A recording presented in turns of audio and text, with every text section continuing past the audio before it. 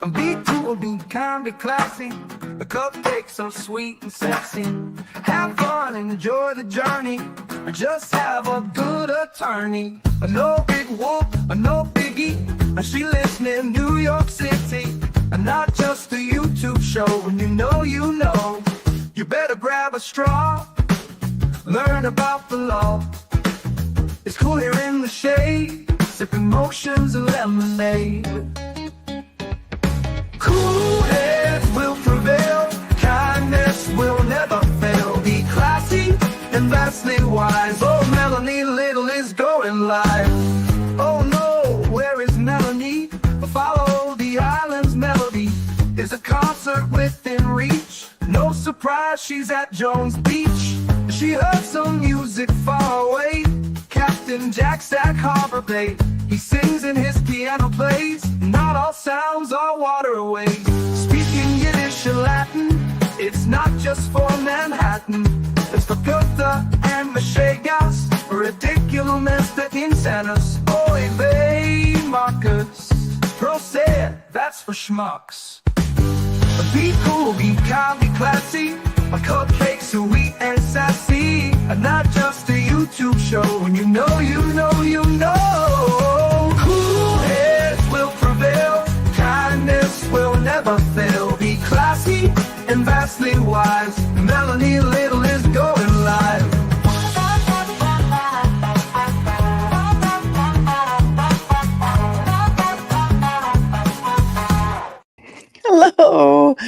Hello, my friends. We're back. This morning we did a thing. This morning, and then I did a thing, and I took a nap. I took a nap, which I never do, and I just woke up.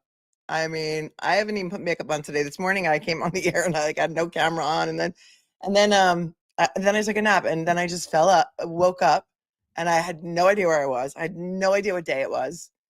I didn't know if it was morning. I didn't know if I had to drive my daughter to the bus. I had no idea what it was. So I'm a little bit, need to gather myself a second. So come on in, everyone. This morning we did a thing while we were waiting for Aidan Carney's hearing to start, or actually after it ended, and we didn't even get to see it because there was only audio, and my master never picked up the or whatever they were calling it, my leader. My leader never started the phone conference, so we never got to hear the conference. So we had a grand old time this morning. And then while we were on the stream, or maybe before, a viewer had sent me an email and said, I really think you should look at this case because nobody's covering this case out of Massachusetts. It's out of Hampshire County. And it's out of Chesterfield, which is a very, very rural place, as Wild Lights Arts wants to tell us here. This case is crazy in terms of Hampshire County. Chesterfield is very rural. A friend and I were talking about how long it would take the police to get there. 20 minutes is a long time with an intruder. So this kid is on trial for manslaughter in Hampshire County. This is a call to arms, my friends, a call to arms, not really arms. Don't bring your arms with you. But I think there's another defendant in Massachusetts that might need our help, I think. And so what we did this morning while we were on the stream is we watched the opening statements from this Brian Camp trial. He's 24 years old, and he was sleeping in his house in Chesterfield with his girlfriend. They have 2 children together. The babies are 2 and 4. Hold on, let me get back to my notes here because I don't even know what pad I was using. Just give me a second to gather myself. And we watched the opening statements from this trial. I got an email from a viewer, Elizabeth. I think I said that already. And she said that you got to watch this trial. So the kids are sleeping. They're, I don't know where my notes are, 2 and 4, maybe. This guy breaks into the house. He had dated the girlfriend a year prior. And I guess he was jealous that she got back together with the father of her children. I think she's very young too, because I looked at her Facebook. She also looks very young. And our defendant, Brian Camp, wakes up and he's being choked by this guy. And crazy stuff happens. He shoots him. She's on the phone with 911 for 8 minutes before the first shot. And then I think another 8 minutes go by, and then there's a second shot. And it took MSP, I think it was MSP that responded, about 20 minutes to show up. And he's on trial for manslaughter. And I know you have a castle doctrine there. And I know there may not be a duty to retreat in your own home. We watched the openings. I've linked the openings below because we were also fascinated by this case that we decided we had to cover it. Trial day 3 was today, and the prosecution's already arrested. The defense has already started their case. Nobody is televising this case in its entirety. So I have to pick up just clips from a court TV that they are only showing portions of, cobbling together some other articles that I can find to talk a little bit about this case. I called the courthouse to see if there was a Zoom feed. There's no Zoom feed. So the only way that you can watch it is if you live near Hampshire Superior Court. Does anybody live near Hampshire Superior Court? Because I'm thinking that maybe the courtroom is totally empty. I am thinking that that Brian Camp needs some supporters. And I think that you guys need to become involved. Yes, the guy who broke into the house had a pair of handcuffs in his pocket and a knife.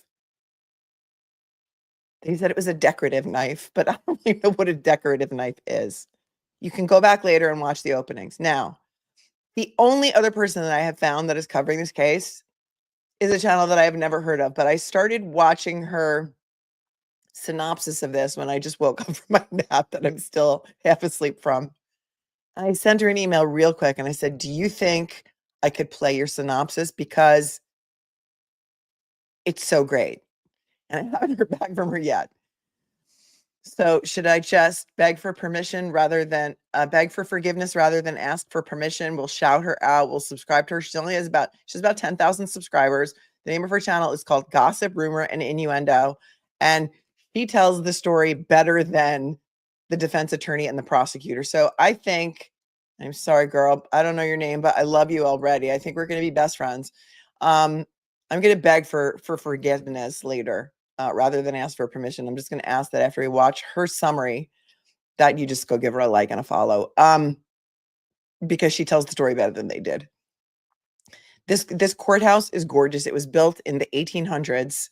He did not know the intruder, but the intruder had dated his girlfriend. And I guess he was jealous that they got back together. And so that's why he broke into the house. And he was trying to kill him. I mean, the guy woke up. He's on top of him. He's slamming his head against the wall.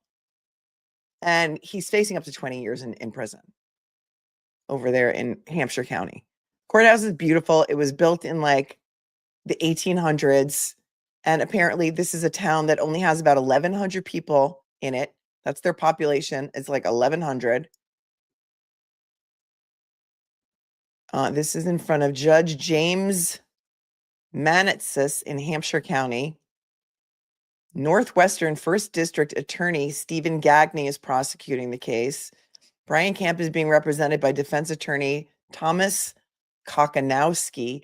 When we watched the openings this morning, it was almost like those drapes that we could see. First of all, they were the clock that was furiously blinking. So now that I know, and I was not making fun of whoever said yesterday that my thumbnail was giving them seizures with the font because it was like an echo font, and I did go back and change the font for you, by the way. So what I had to do was there's nothing really on YouTube. It was only on Court TV's website. I had to enlarge the feed and then keep moving the guy around the screen so that my image would cover up this blinking clock, because really it was giving me seizures too. And then there were these drapes behind them, and it looked to me like we were in a high school auditorium. And somebody in the chat, because you guys, the Snark Tank is the best, said, I feel like a high school student is just going to jump from behind those curtains and start singing It's a Hard Knock Life. Like, that's what this is like. It's like we're traveling back in time for this trial. I just fear that it's going to be over so quickly that we're not going to get a chance to support Brian Camp. So the jury was just selected on Monday. Today, for posterity, is Thursday, November 21st. In Hampshire Superior Court. This is a 2022 case in Chesterfield.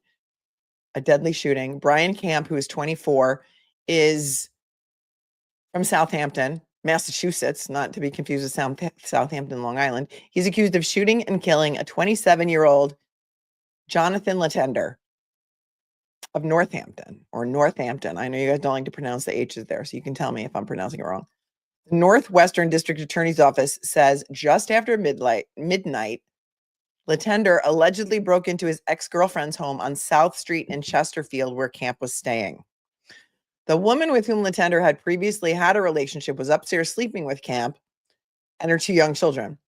The news release from the DA's office says that the woman and Camp woke up when they heard Letendre coming up the stairs to the 2nd floor.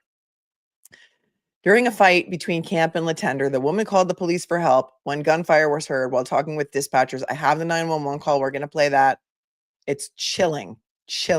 And she is in such a panic and she's so hysterical that you can barely understand what she's saying, but we can hear the 911 operator. I also have body cam footage from immediately following the incident. I also have, she responded. I don't have to beg for forgiveness.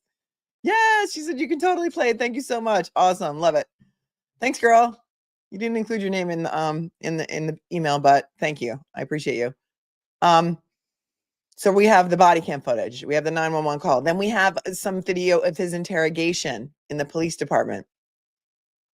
And there may be one more thing that we have to look at, but because she can tell the story better than I can, I'm just going to put her on and let you listen to her because I think she's amazing. Hang on, let me just get it, cue it up to the right spot.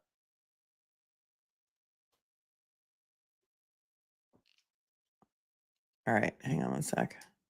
For some reason, my audio is not coming through my audio. Or is it? It is, okay.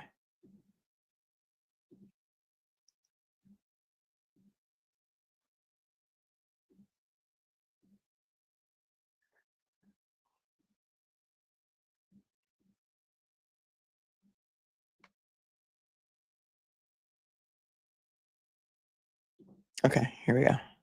All right, so the name of this channel is Gossip, Rumor, and Innuendo. She had me just laughing. I know sometimes we like to laugh instead of cry because otherwise. So here's the name of her channel, Gossip, Rumor, and Innuendo. And we're going to listen to her synopsis of the Brian Camp case because she just gave me permission to play it. And I hate to stream swipe people, but I thought this was so good. But she did just respond and say we could play it. So here we go. Like this video and subscribe to the channel. It helps other people find us. Okay, so look. Brian Camp, mild-mannered man living over there in Massachusetts. You know, I don't know where because you're not here for like detailed facts. December 26, 2022. Brian is a wee little thing. Oh, he's so cute. He's basically pocket sized. He's just like, a regular dude living over there with his girlfriend, Brooke. They got 2 kids, ages like 2 and 5, something like that, right? So it's the day after Christmas. Oh, my back is itchy. Sorry. It's the day after Christmas, and they go to sleep, minding their own business, thinking everything is good. And a random stranger breaks into the house. Now, listen, Brian is a hunter, and he is a gun owner, and he has no time for your mess. So he and his girlfriend do whatever they do, and then he's sleeping naked, right? And stranger breaks in and jumps on him in the bed. Thank you, girl. Thanks, girl. I can't, I'm sorry I sent you this email so late, but I'm gonna put your channel up here so that everyone runs to subscribe to you. Gossip, Rumor, and Innuendo. This is so good, and I wanted it, but you tell this story better than I ever could. So thank you. And starts choking him. Yo, what would you do? Of course, your knee-jerk reaction is to scream, help! Also, then get a gun and take him off this mortal coil because he had that coming. But that's not what happened. Look, I'm going to give you the prosecution side of the case, but spoiler alert, after hearing the prosecution side of the case, I was like, why'd they bring this case? This was a public service unaliving, if you ask me. But we understand the public service unalivings are not supposed to be a thing, but this is a man defending himself. But I'm going to let you decide. This is what the prosecution said happened. The prosecution. Johnathan Letendre was like, this girl I dated for a couple of months, a little while back, she went back to her boyfriend, and I really do not like that she went back to her boyfriend. So I'm gonna go over to her house and help her understand that he's a bad guy. And the way that I'm gonna do that is that I'm gonna unfortunately unalive her boyfriend, Brian Camp. Please keep in mind, Brooke dated Johnathan very, very briefly when her and Brian was on a break. But she was like, you know what? This Mama Luke is not for me. He's a little bit ticklish of the brain. He's a little bit obsessive. But Johnathan Letendre told his mama, if I can't have her, nobody will.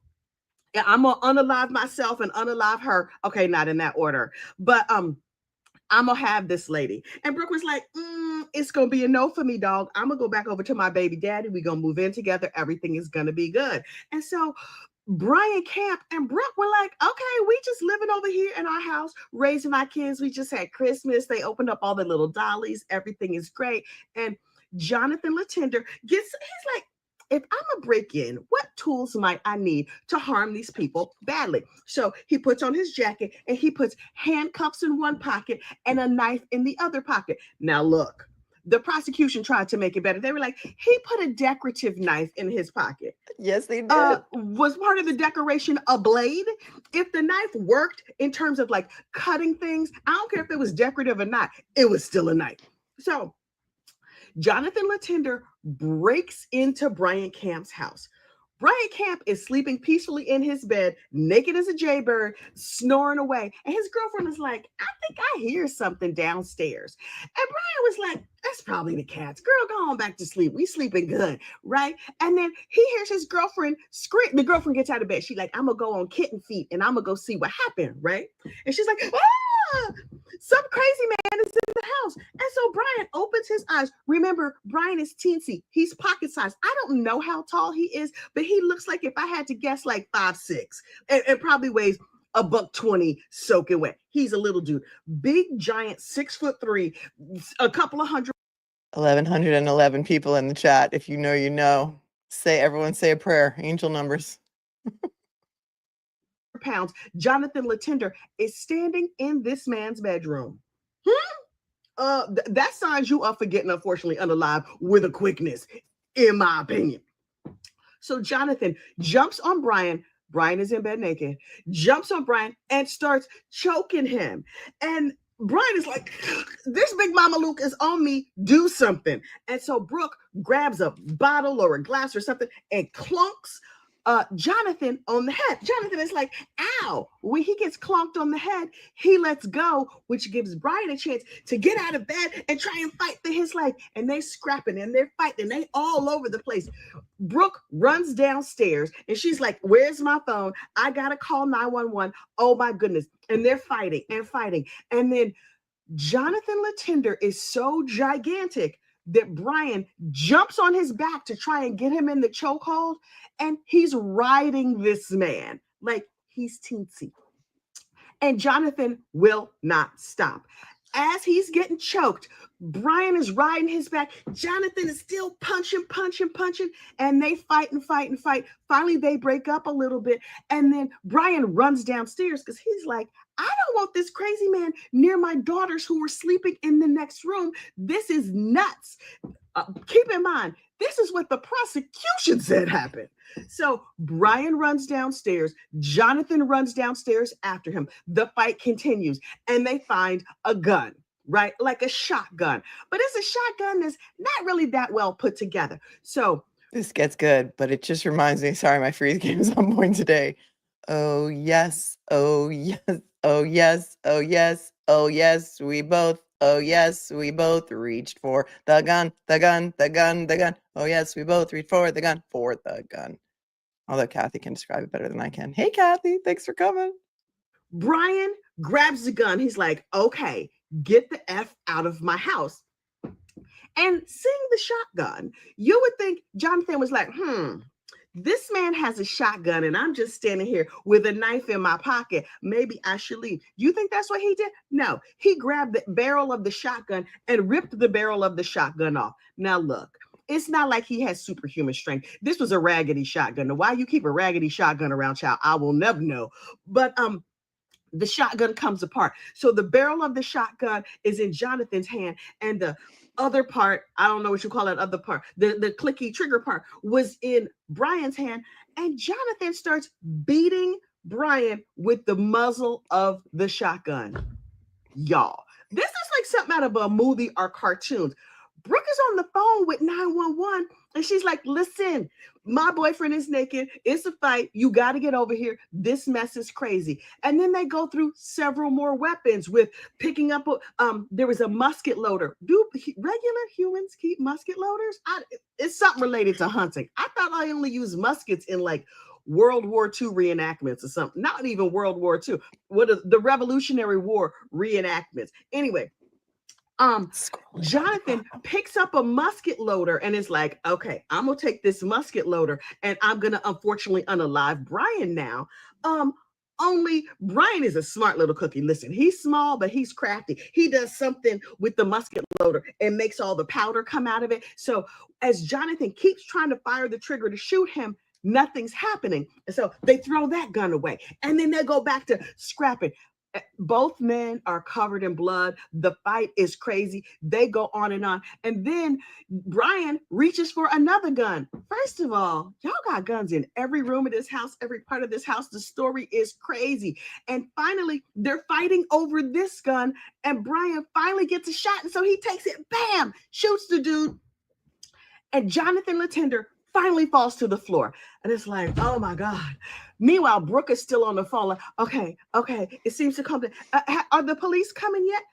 From the time the fight started until the time the police showed up, 20 minutes.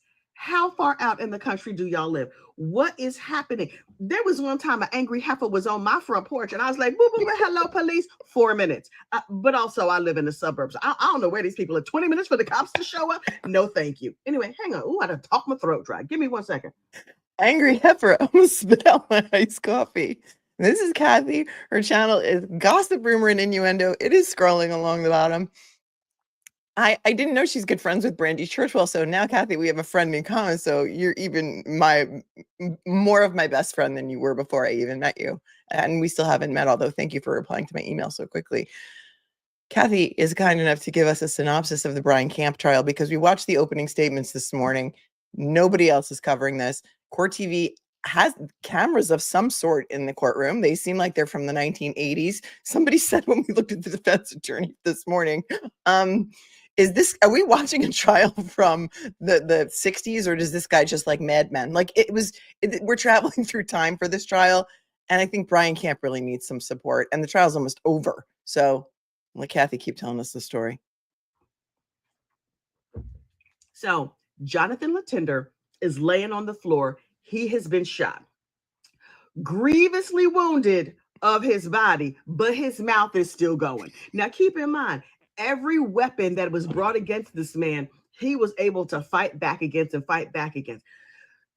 Brian Camp, still butt ass naked, goes outside and is like, baby, you okay? And she's just like, yeah, oh my God, that was crazy. I'm on the phone with the police. They say they're coming, but I'm not sure. I think they putting their shoes on and they still getting their act together. And so Brian is like, okay, let me go upstairs and put some clothes on. He goes upstairs. He sees the mess that is upstairs and all the blood. And so he grabs his phone and he's just like, okay, oh my goodness, that was crazy. He grabs his phone, he puts on some clothes, and he starts taking pictures of the damage. He calls his boss or texts his boss. I don't know what that called to the boss. Which, by the way, is genius because he's taking pictures of everything that's happened because he's trying to document how this crazy person has already run amok in his house. He was slamming his head against the wall, according to the opening statements that we watched. And I think I'm not sure it was the prosecutor or the defense attorney who said to us, you're going to see pictures of the wall and you're going to see how Jonathan grabbed Brian by the throat and started slamming his head against the wall while he was in bed. So that is pretty genius that he took some pictures because, you know, if it's Massachusetts State Police that are showing up, no shade to your MSP, but we know how that goes with crime scene investigation.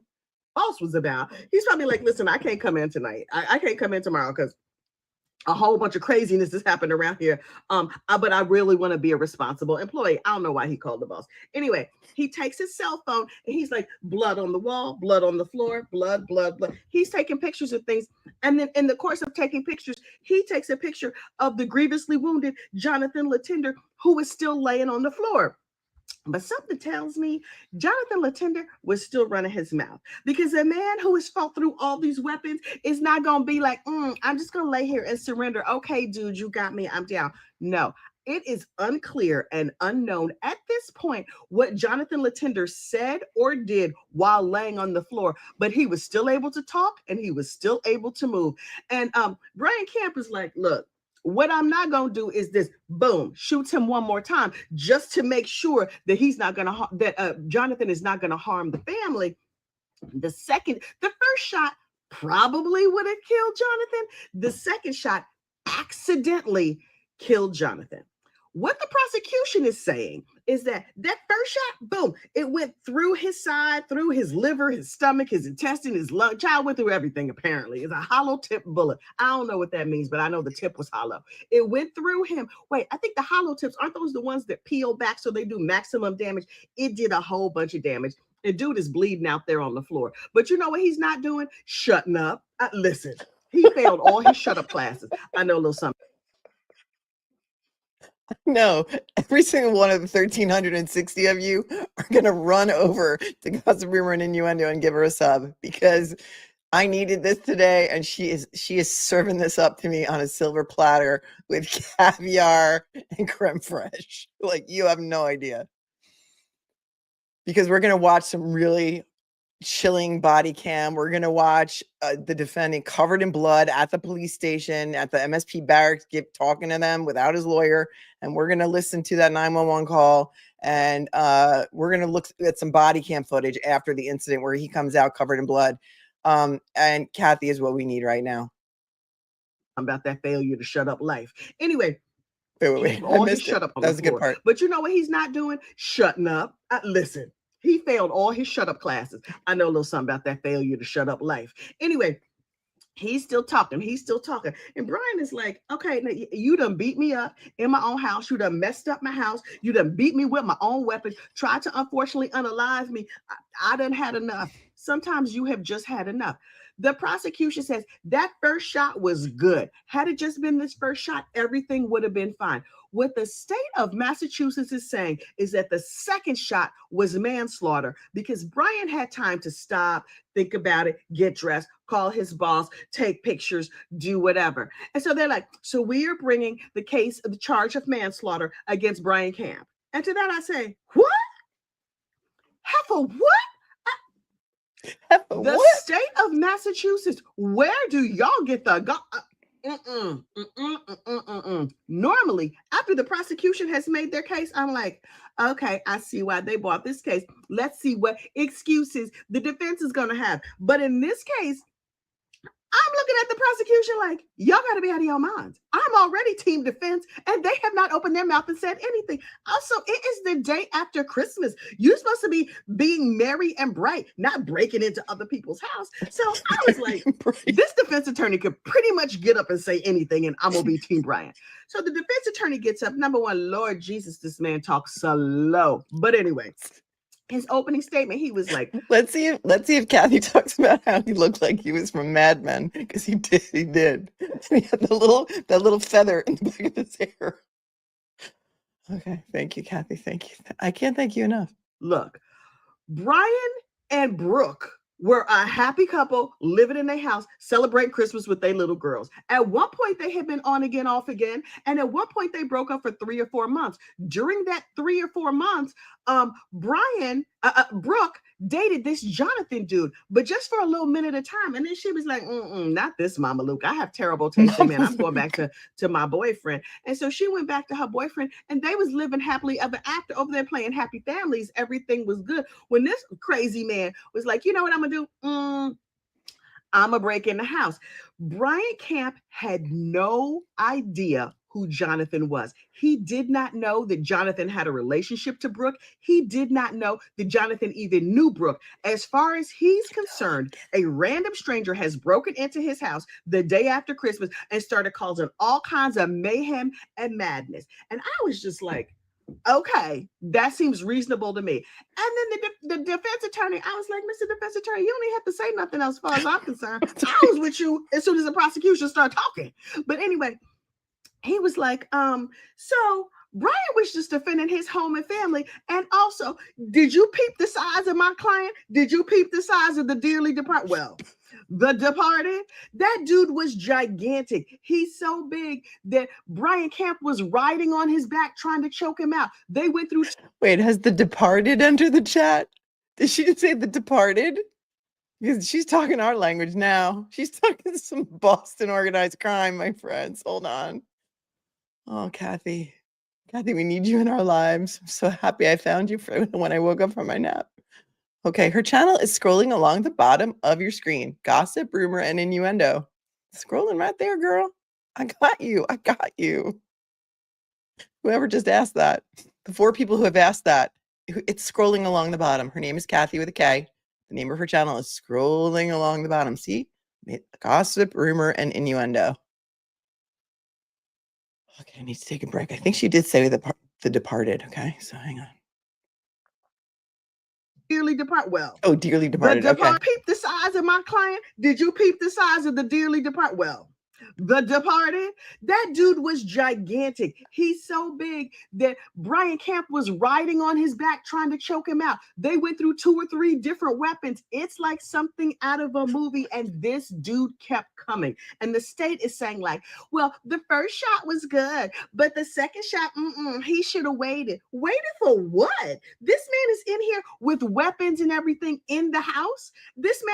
Brian was defending his family, in my opinion. So I was like, okay.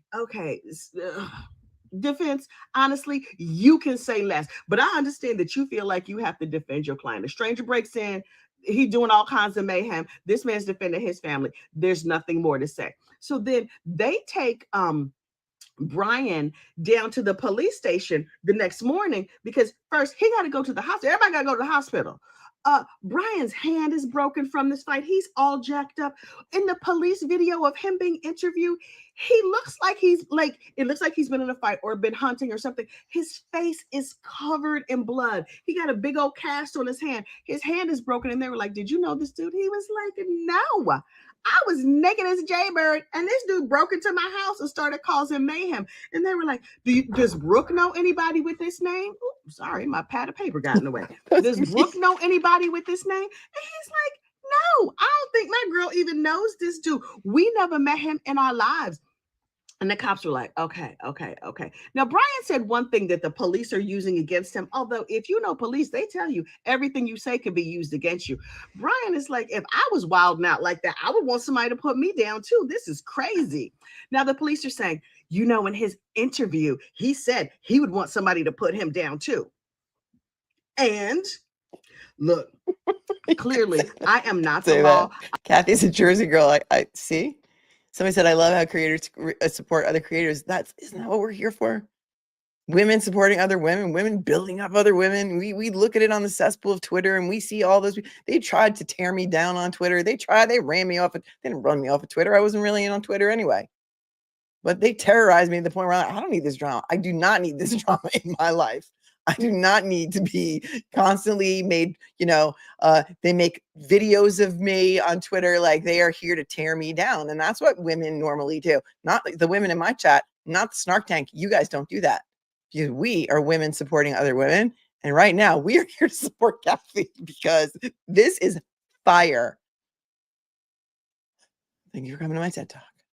I'm not in charge of the law, but in my opinion, this was a public service unalignment. So I'm like, okay, they've had opening statements and 1 day of trial and testimony. The case rolls on today, but I'm just like, that Brian Camp retreated over and over and over again. And Johnathan kept coming, kept instigating. What Johnathan was saying, in my opinion, was, Please, unfortunately, unalive me.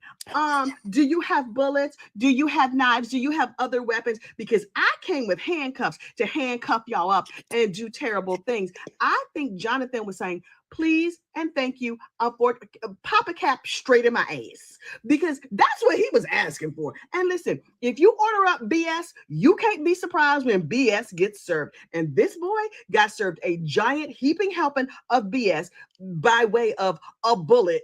Well, 2 bullets up in his body. Now, look, the gunshots were recorded on the 911 call. And so during the first part of the 911 call, the 20-minute 911 call, you hear Brooke screaming and, oh my God, it's crazy. Okay, now things have calmed down. Oh no, they flared up again. Oh no, they calmed down again. And then finally, the police show up. The EMS shows up to help everybody out.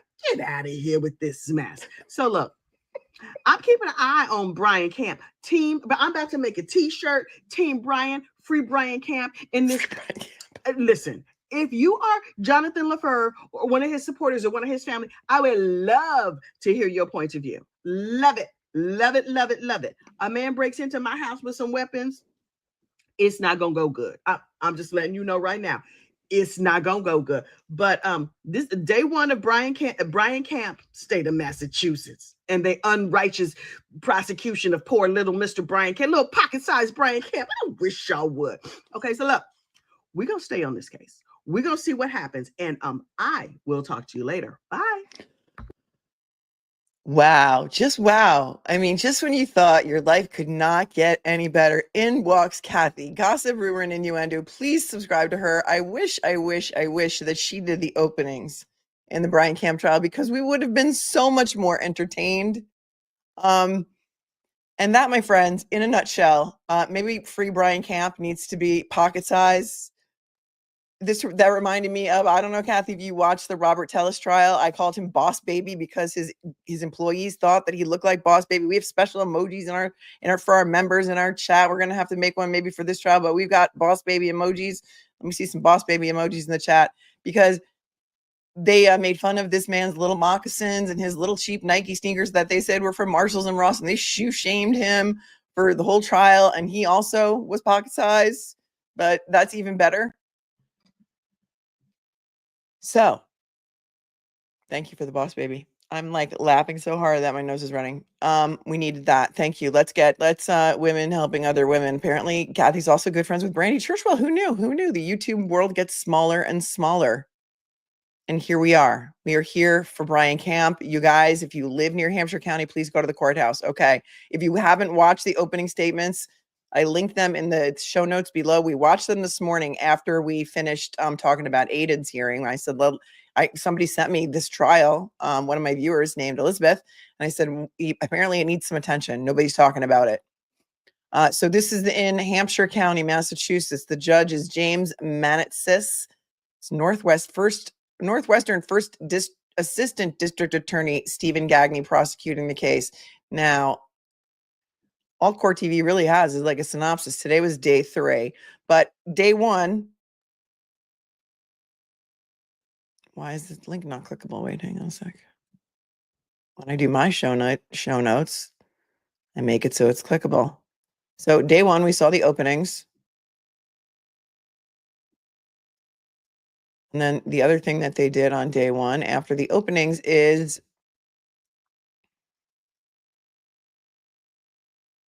they showed the body cam. Nope, first the 911 call. So we're going to take a listen to the 911 call. Mods, if someone could put a trigger warning up, please, I will pin it. This is very hard to listen to. Not only is it hard to listen to, it's also hard to understand.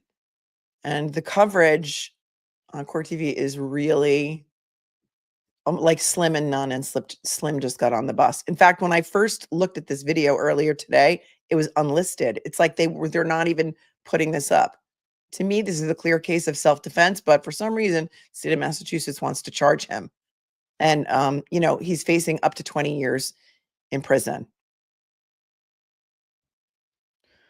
So there's that. Let me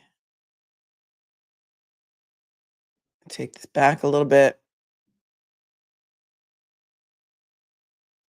Yeah, see, they just unlisted it an hour ago. So we're going to listen to it and the 911 call that is on it.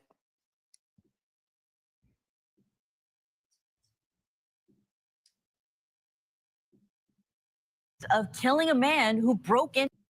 Massachusetts is where this case is taking place. The jealous ex shot dead trial for Brian Camp. He is accused of killing a man who broke into his home at night. He shot him twice. The first shot, the prosecution says, was fair game, but the second shot, 8.5 minutes later, was not. We're listening now to the 911 He is call out on that bail. both the prosecution and defense say proves their case in the case against Brian Camp. Okay, wait, hang out. I need to just find a trigger warning.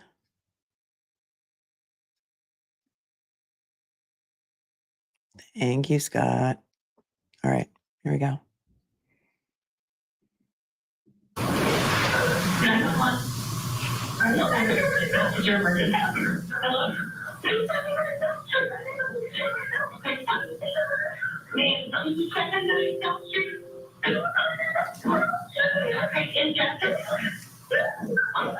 Ma'am, what is going on with you?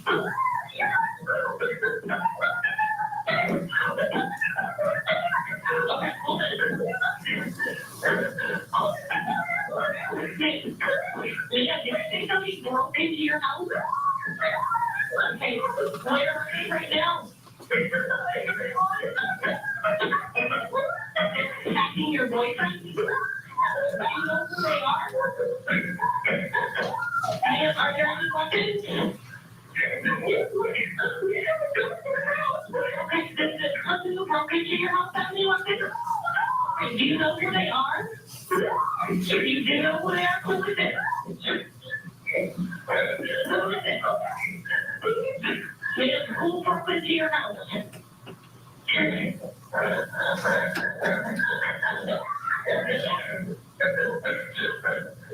Ma'am, where are they located right now?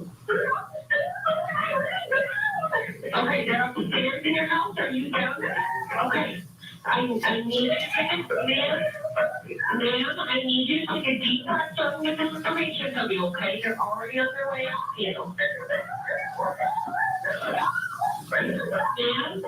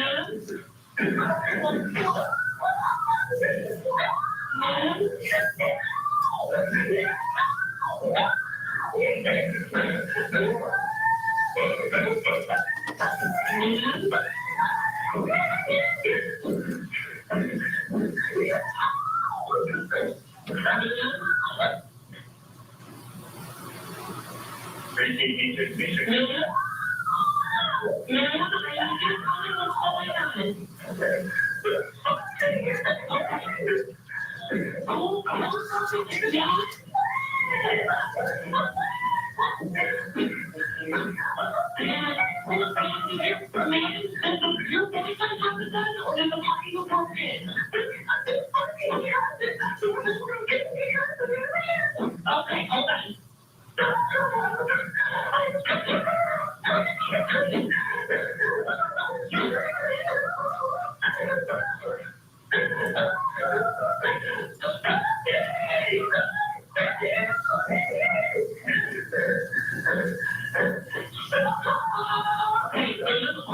What is his name?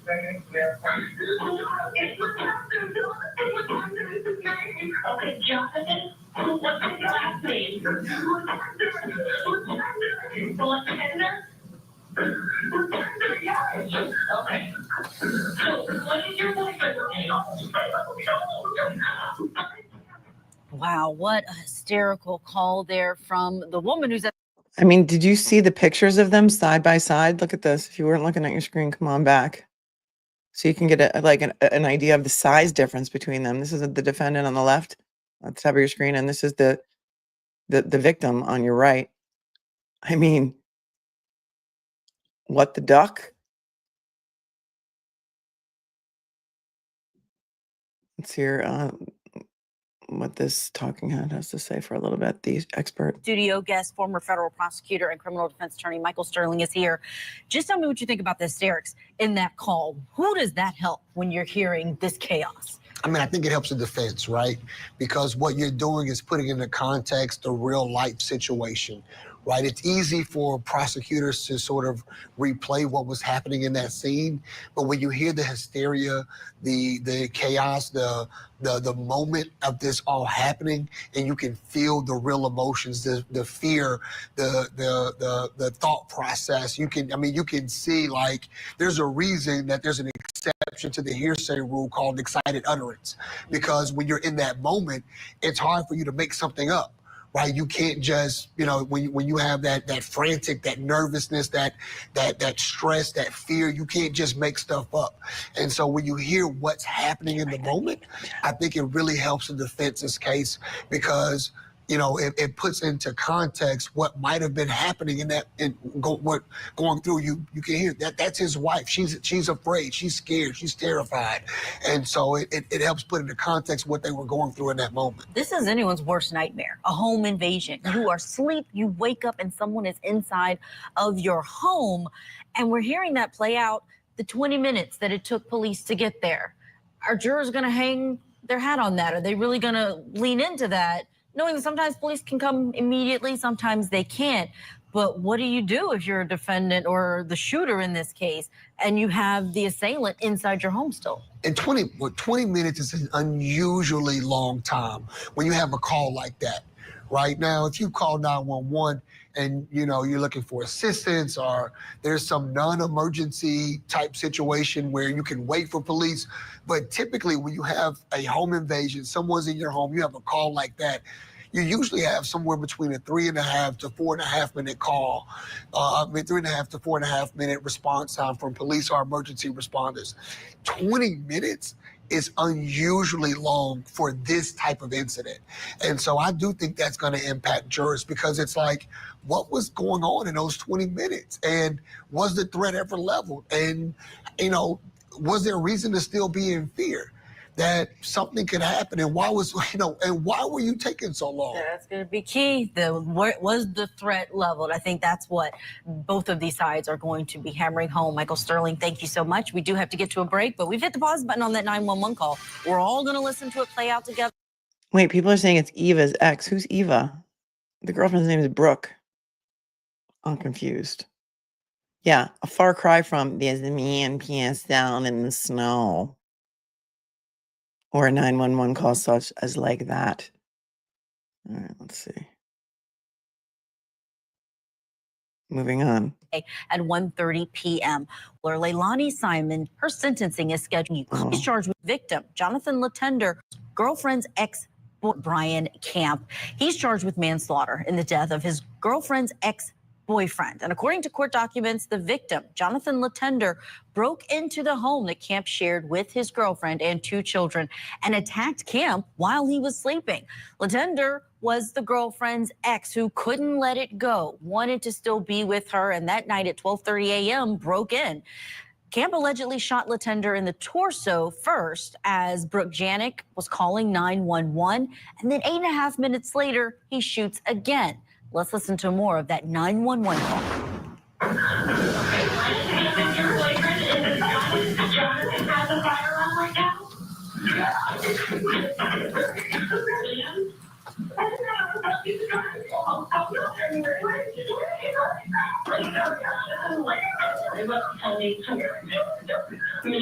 Ma'am?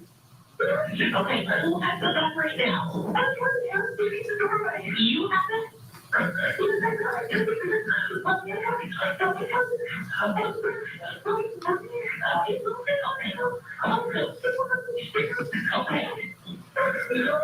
Is Jonathan still in the house right now?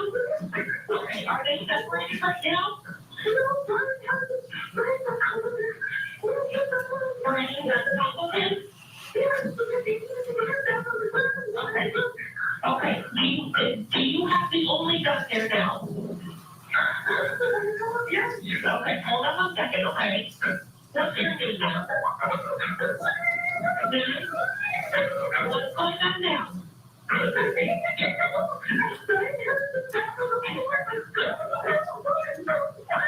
what is your name? Janet? Okay, hold on 1 second, okay?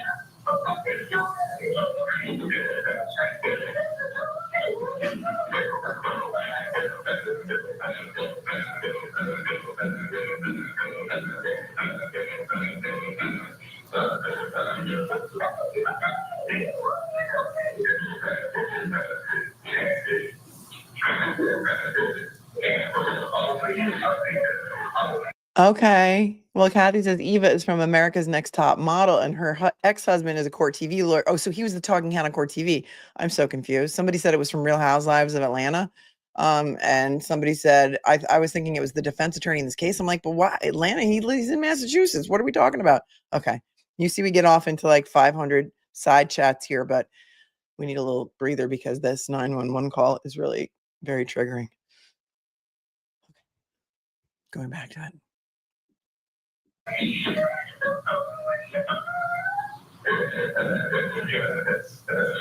and what is going on right now, please? Okay,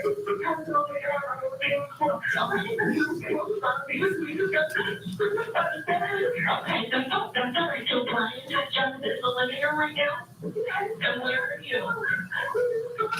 Okay. And you said Brian is bleeding? Okay, hold it.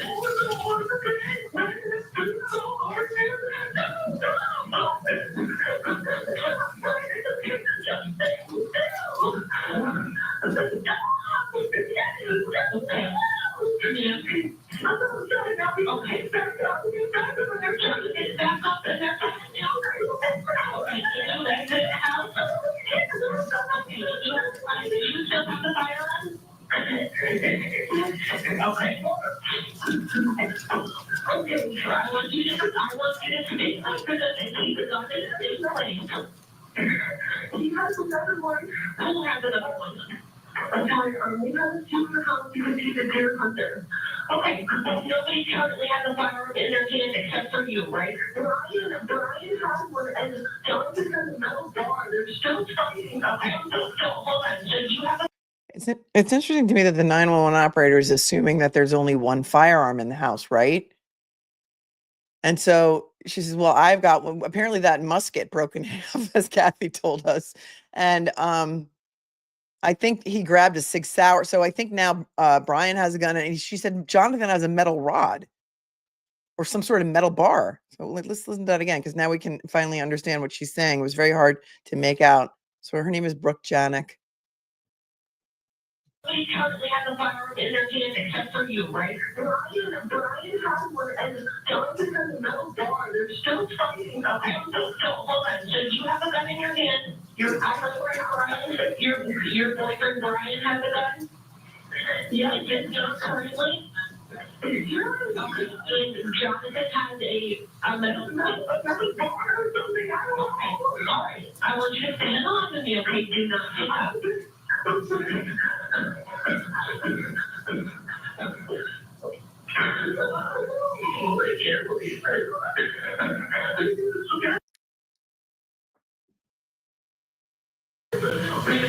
you're awake right now. Can you tell me why he broke into your house?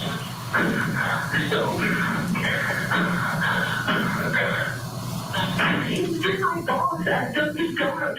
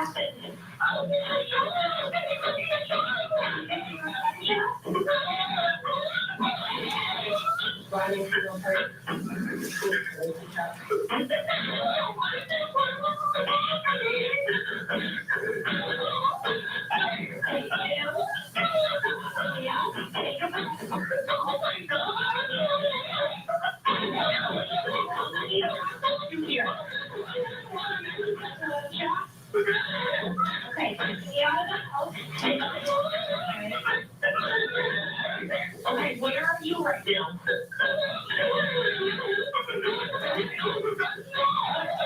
I want you to stay out of the house, okay? Okay, take a deep breath. You need to stay out of the home, okay?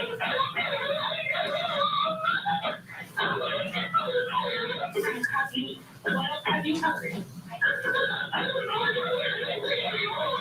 You don't hear anything anymore?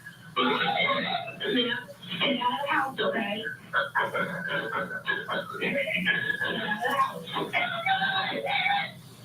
Do you see anything?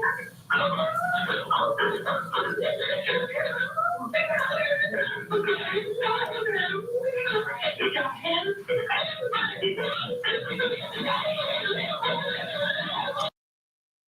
She said he shot him. I did not hear the gunshot. Did you guys hear the gunshot? Apparently, this John Letendre was the manager of the Dunkin' Donuts where Brooke worked, and seems like a bit of a stalker. Look at this kid. Look at this poor kid sitting here on trial for manslaughter, facing up to 20 years in prison. The prosecution is playing this 911 call. I'm on the jury. I'm like, what are we doing here? They keep telling her to hold on. I get it. I get that Chesterfield is 30 minutes from Amherst off Route 9. And it takes a long time to respond. But something like this? And you want to lock this kid up for 20 years? He's got 2 little babies sleeping upstairs. I think they were 2 and 4. I don't know how they're sleeping through this.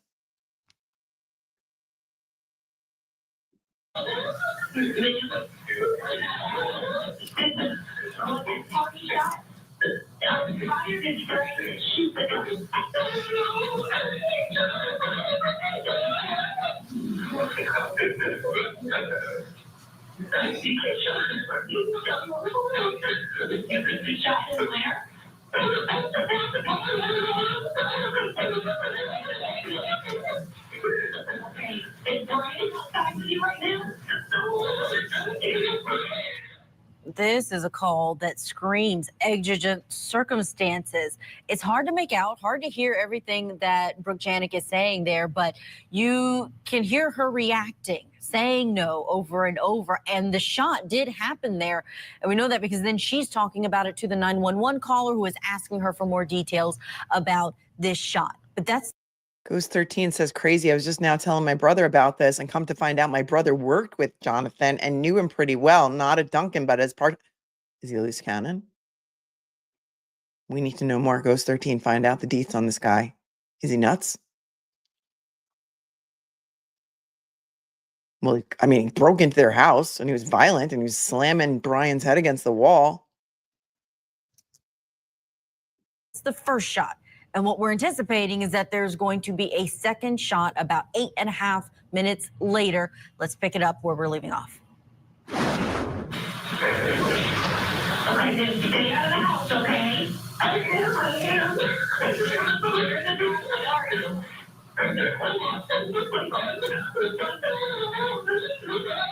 You're on the front porch. I'm gonna relay some information to the troopers. You need to stay on the phone and stay out of the house, okay? You see Brian came outside and he was not shot. No,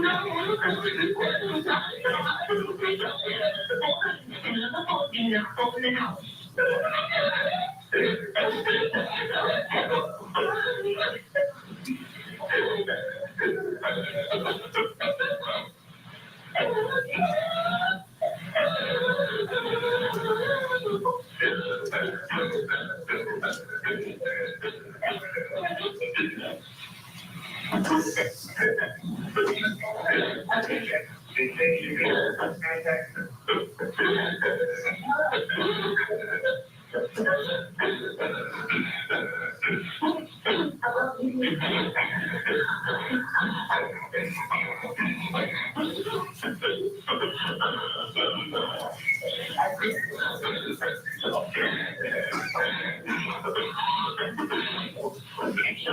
Nothing.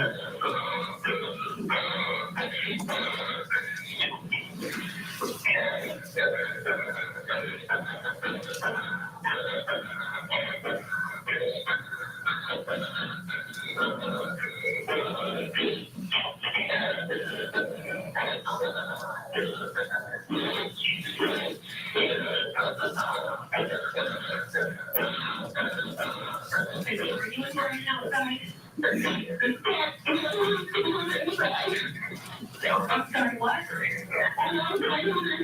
Okay. What's gonna happen is the troopers are on their way there. When you see them pulling up, I need you to walk towards them and I need you to expose your hands and see so that they can see that you have that firearm, okay? Okay, they know you do. I just want everyone to stay safe when they get to the scene, okay?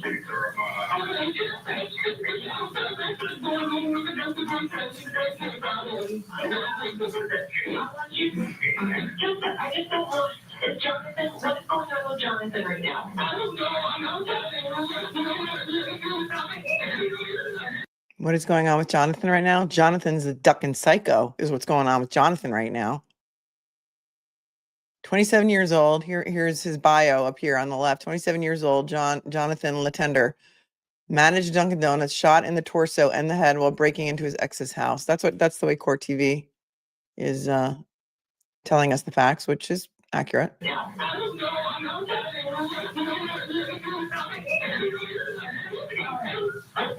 And it says the alleged crime, Brian Camp shot Letendre first in the torso and then 8.5 minutes later in the head. The state is claiming that the first shot was lawful, but the second shot was not. And that's why he's on trial for manslaughter, facing 20 years. Okay, where is Brian right now? Okay, did Brian just come back outside? I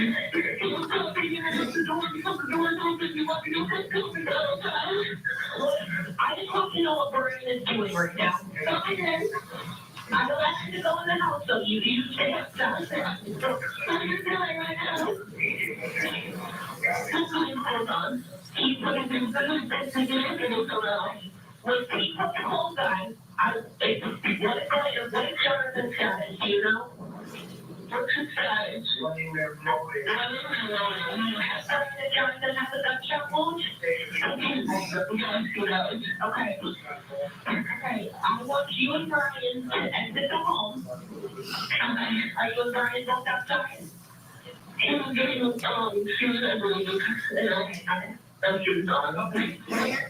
you ask Brian where the body he shot Johnathan? Yes.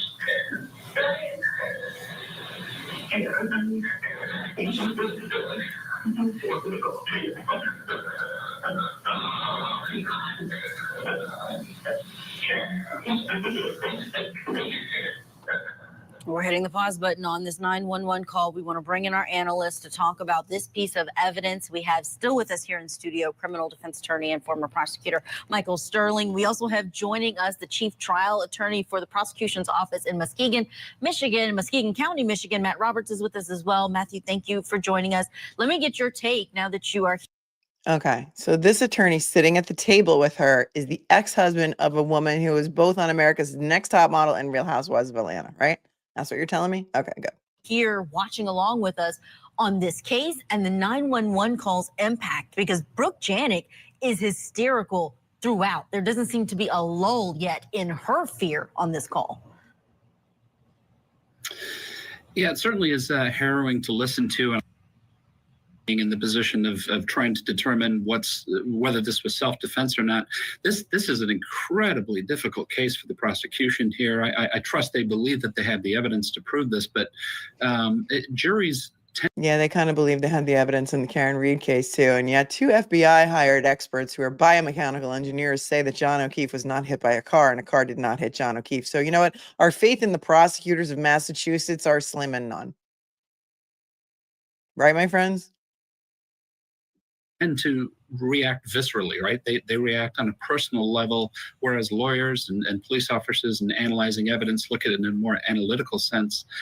So this 911 call really presses that visceral button for the jurors where they're going to have a strong reaction to that, and it's going to be difficult for them to set aside that feeling and just look at the cold facts of the case and say, well, 8.5 minutes is enough time where it shouldn't be a threat anymore.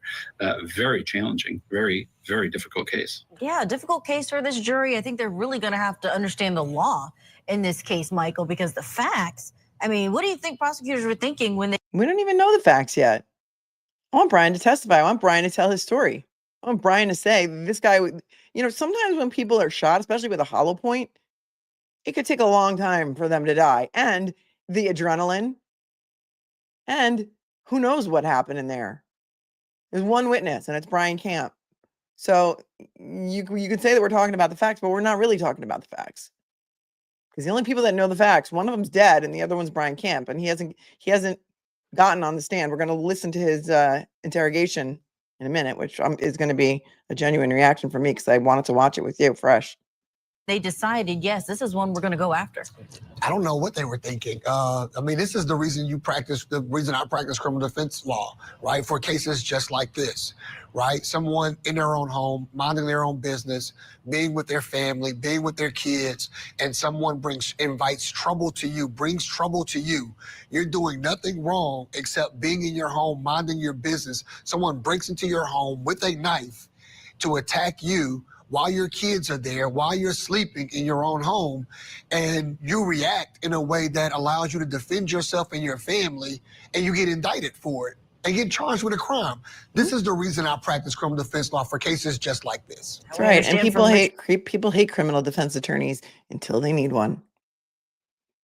Grundy, a trial attorney that we've had on our air, that the range for this judge, if this defendant is convicted, is between probation and 20 years for this manslaughter case. So it's a fascinating one to see play out. Michael Sterling, thank you so much. I know we have to say goodbye to you, but thanks for being here with us.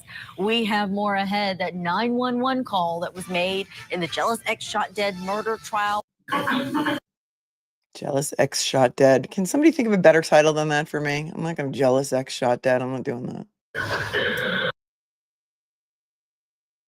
So the defense says there was an exclamation. We're picking it up where we left off. In this call, we're listening for that second shot that happened 8.5 minutes after the first shot.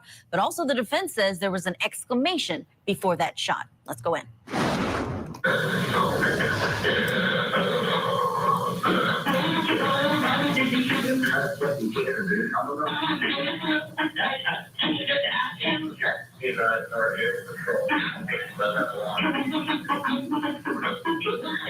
Right there.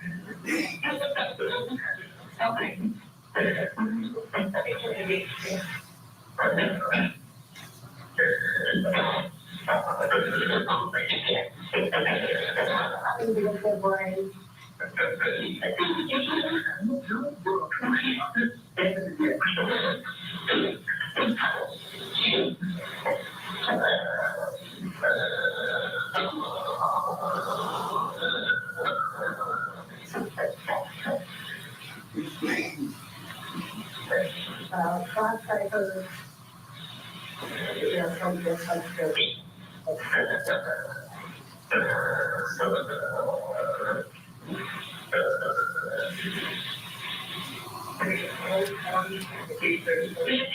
What is your last name? It's Janet. J-E-N-I-K. What's your phone number? 413-992-9122. Okay. It's working outside with you now.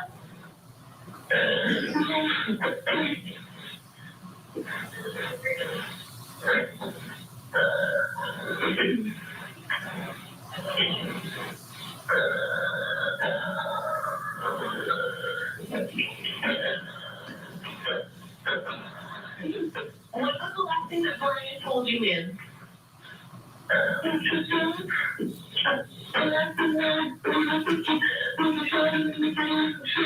Okay. What's Brian doing right now? It's picky. Where's the firearm that Brian has? I think you're going to just go up to the door and talk to him. I'll make sure that firearm is away from John. Okay. You just heard another gunshot? Hold on 1 second, Dina. Go in the home.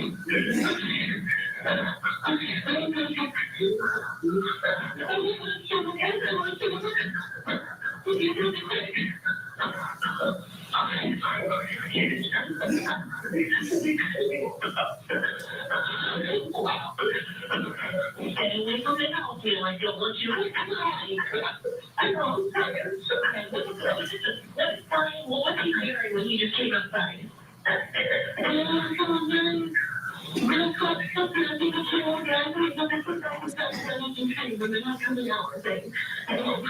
gunshot?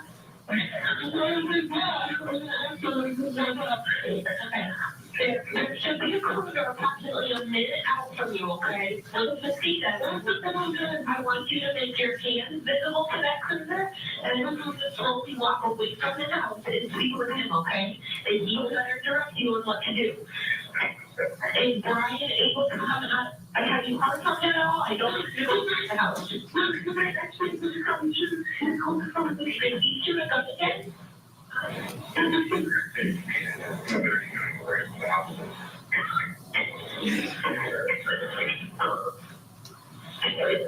Okay, he should have done it again, then?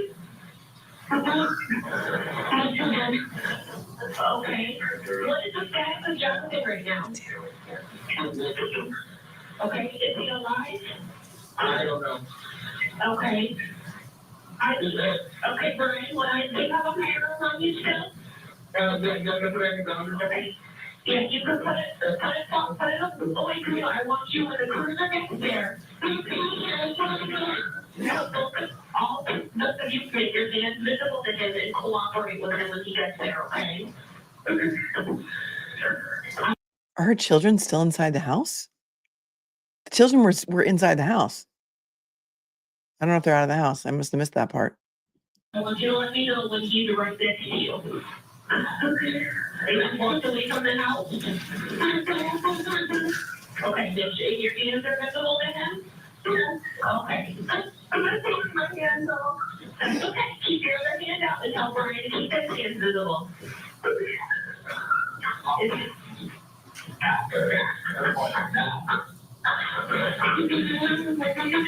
Okay, are you good? You're not going to picture from you? Okay, I'm going to hang up with you, okay? That's insane. The children are still in the house. They're like, I think they're 2 and 4 years old. That's so funny, Stephanie, that you sent me that article, because that's the same exact article that I had pulled out. And it's entitled here, Killing in the Hill Towns, Massachusetts Man on Trial After Shooting Home Invasion. So this was just 2 days ago when the trial started. And this is from masslive.com, which is like one of the only publications that's covering this. I don't know what the duck is going on. Well, actually, I do know what the duck is going on in Massachusetts. They're spending so much money, the Massachusetts State Police, prosecuting Richard Schiffer, the rubber duck man, who I heard his trial or whatever he was supposed to have tomorrow has been adjourned. So it's not going to happen tomorrow. His hearing in Norfolk Superior or wherever the hell that is. They're spending so much money prosecuting him for the rubber ducks that they can't even get faster than 20-minute response time when a woman is being brutalized or this whole thing is happening. Okay, here's a better shot of those curtains. Remember when we were watching the openings, we can only see it like this. And so that he was doing his opening statement in front of these curtains, and we felt like we were in a high school auditorium. So this is Hampshire Superior Court. He's being on trial right now for a single charge of manslaughter. And here's what it says in the article. Brian Camp shot a home invader twice on a wintry night in 2022. He and his girlfriend were fast asleep in a Chesterfield home with their 2 young daughters. Yes, it is both of their daughters. I saw some confusion in the chat about that. But by 1 a.m., the home invader would be dead on the kitchen floor from a gunshot to the head. The man who broke into the home, Johnathan Letendre, had a brief relationship with Camp's girlfriend many months earlier. Letendre, upset that the woman had broken things off and resumed her relationship with Camp, went into the South Street home unannounced with handcuffs in his back pocket and a knife tucked into his jacket, which the prosecution called a decorative knife in its opening. 8 minutes separated the 2 gunshots, and Camp's decisions to shoot Letendre again as he lay injured on the ground went beyond self-defense. Prosecutor argued on Tuesday at the start of Camp's trial on a single manslaughter charge. The Southampton man pled not guilty, and his attorney claims he acted lawfully that night since it took nearly 20 minutes for the state police to respond to the Chesterfield home. And as one of our kind viewers pointed out, MSP missed Letendre's jacket, which was on the sofa. And that's where they found the knife. Chesterfield is a rural town in Hampshire County with a population of about 1,186 as of the 2020 census. The first shot struck Letendre, 27, of Northampton across the midsection and the bullet flew through his stomach, colon, and liver, according to Hampshire County Prosecutor Stephen Gagney during the trial's opening statements Tuesday, which we watched this morning. The link is in the show notes. If you didn't see him, you might want to go back and watch them. He noted that Camp is a legal gun owner, and he did not debate the legality of the first shot. That first shot is good, Gagney said. I don't like these pop-ups. The home invader lay on the ground bleeding in the kitchen shortly before 1 a.m. when Camp shot Letendre a second time, this time in the head. He killed him on the spot, Gagney said. Camp, age 24, is on trial in Hampshire County Superior Court, and both sides argued their version of events of what happened in the early hours of December 27th of 2022. Yeah, I guess it was December 27th. I think Kathy said December 26th, but either way, 2 days after Christmas, 1 day after Christmas, Christmas time. Attorney Thomas Kokonowski is representing Camp. Letendre briefly had a relationship with Camp's girlfriend. We found out that Letendre was the manager at the Dunkin' Donuts where Brooke worked in early 2022, but the woman resumed dating Camp, and the couple were raising 2 young children together. All right, come on, man. Letendre worked as the general manager of Dunkin' in the Northampton area. He was co-workers with Camp's girlfriend. Gagney. This is like, oh, this is interesting. Okay.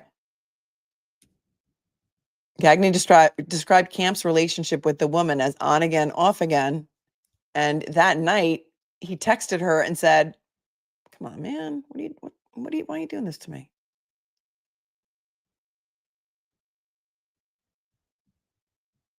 I don't know. It just disappeared. Texted me and said something like, "I can't sleep. Can I come over?" And then he just shows up and broke into the house.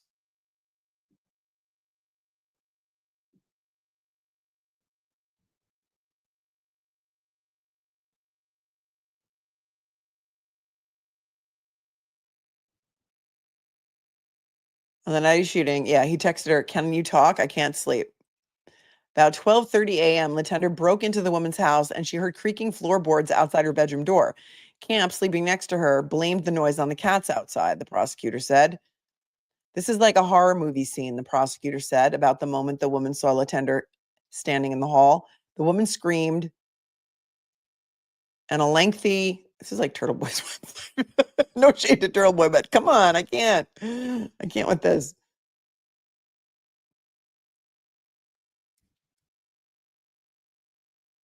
The woman screamed and a lengthy fight ensued between the 2 men. Letendre jumped on Camp in bed, grabbed him by the throat, and smashed his head against the wall, Kokonowski said. So this is what the defense attorney said.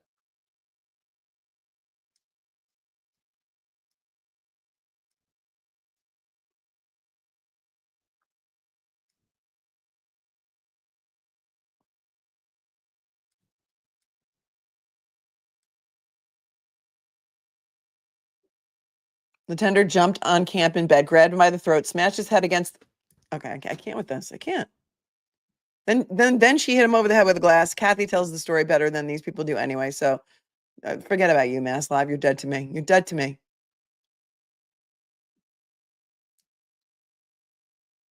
Let's look at the body cam footage. All right, and here's our friend Matt Johnson on Court TV. Like I said, the coverage on this, I don't know if they're trying to bury the coverage. I don't know if Massachusetts doesn't want anybody watching this coverage. I don't know, but we're going to watch it. This is going to be a little triggering as well. Our friend Matt Johnson is covering this for Court TV, and again with these stupid pop-up ads.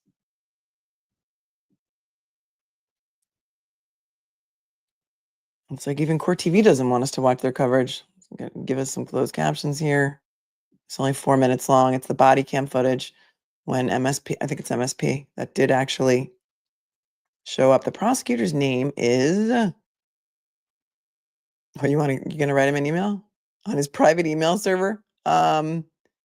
Northwestern 1st District Attorney Stephen Gagney, Gagne. All right, here's the body cam footage. Out of the state of Massachusetts. Matt Johnson, he was at the Karen Reed trial every single day. And then he had that crazy devil lawyer on who said, I hate Karen Reed. I really hate this woman. And he went on, remember, we watched that. What was that guy's name? Big Case Mike or something? You can't make this stuff up. Turning now back to our trial out of the state of Massachusetts for the manslaughter trial for Brian Camp. He's accused of shooting and killing his girlfriend's ex-boyfriend, Johnathan Letendre, when the victim broke into his home. The defense claims that it was all self-defense. Let's get you back into court now. We're picking up with the body camera video from State Trooper John Arici.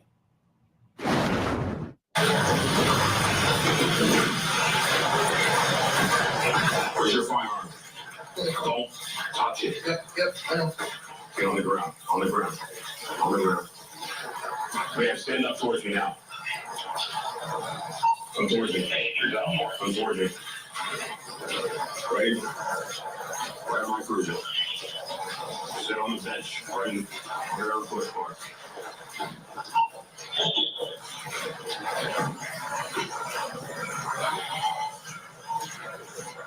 All right. Where's it? I haven't touched him. We haven't gone inside yet. He's got a firearm in his pocket. Can he walk? The other one? I don't know. I'm just trying. I have no clue. Sorry, I can't move the captions. Somebody got mad at me the other day in the comments because they couldn't read the captions and it was on replay. And I said, if you're on replay, all you need to do is, if you're live, sometimes there's no captions, but there's a little, if you hover over the screen, there's a little CC box on the top. And if you click on that, it will give you closed captions on the replay. So you don't have to rely on the closed captions that I'm playing during the stream when we can get them. A lot of times when we're watching live court, we can't get them at all. So I'm going to take the trigger warning down and just tell you, trigger warning, he's being very respectful. He's outside. He's got his hands up. Let's take it back a little bit. Can he walk? The other one? I don't know. What's his first name? I have no clue. He's walking on. You know his first name?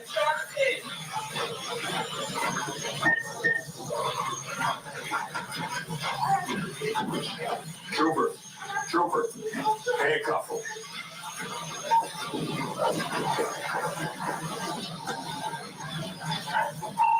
Nine 09 K to B6 BHQ.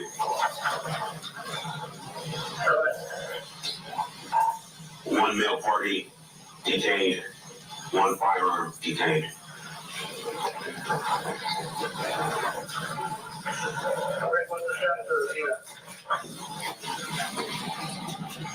I have the female sitting on my push bar.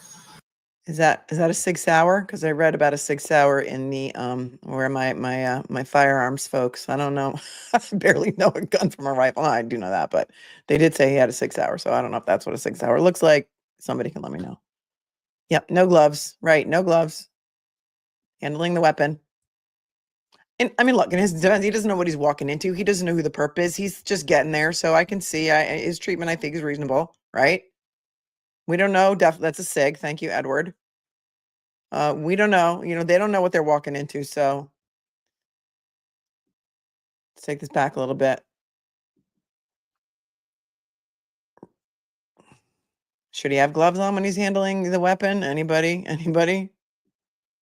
Let's listen to this again. Male party detained. One firearm detained.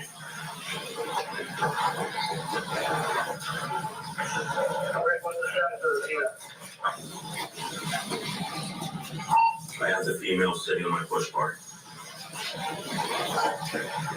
His fingerprints are now all over the gun.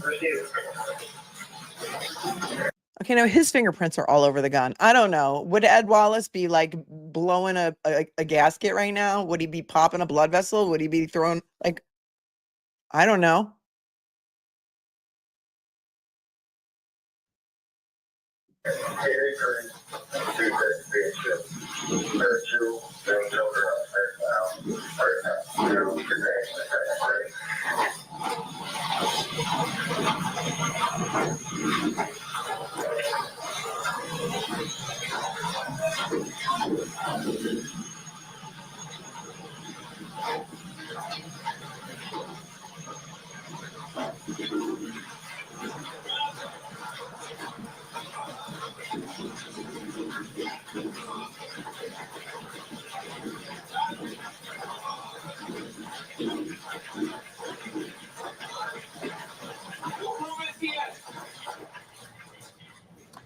All right, let's bring in our guest to discuss this, what we're watching right now. Chief Trial Attorney for the Muskegon County, Michigan Prosecutor's Office, Matt Roberts. Thank you for being with us. So we're pausing some of this video because it's very graphic in nature and it's going to show the victim's body, and we don't show that. But what is it that you're watching for when we look at a body camera video in a nature like this that the jury's viewing? So from a prosecution standpoint, what you're going to be looking for is how is the defendant acting under those circumstances? Is he calm? Is he following instructions? Does he appear to be in any type of distress? He does appear to be relatively calm and cooperating with the police at that point. So there's not a lot you can gain from that as a prosecutor in terms of helping your case here, because certainly so much time has passed from the initial incident to the time where the police finally arrive on the scene. So it could certainly explain his change in demeanor, but you may try to use that to your advantage to say, see, he was under control, he knew what was going on. So you're definitely going to try to do that, but I'm not sure how helpful it is under these circumstances. Okay. All right. Well, I guess that was the end of that video.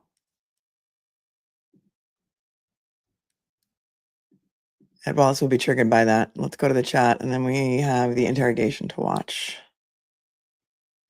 Thank you, Sweet Tea Shredder, for becoming a new member. Thank you so much. Wild Lights Art says, this case is crazy. In terms of Hampshire County, Chesterfield is very rural. A friend and I were talking about how long it would take the police to get there. 20 minutes is a long time with an intruder. I agree. Oh, and that's thanks, Mama. She was telling me that Rumor Innuendo and Gossip was in the chat. We played her earlier. She's hilarious. She's going to be my new best friend.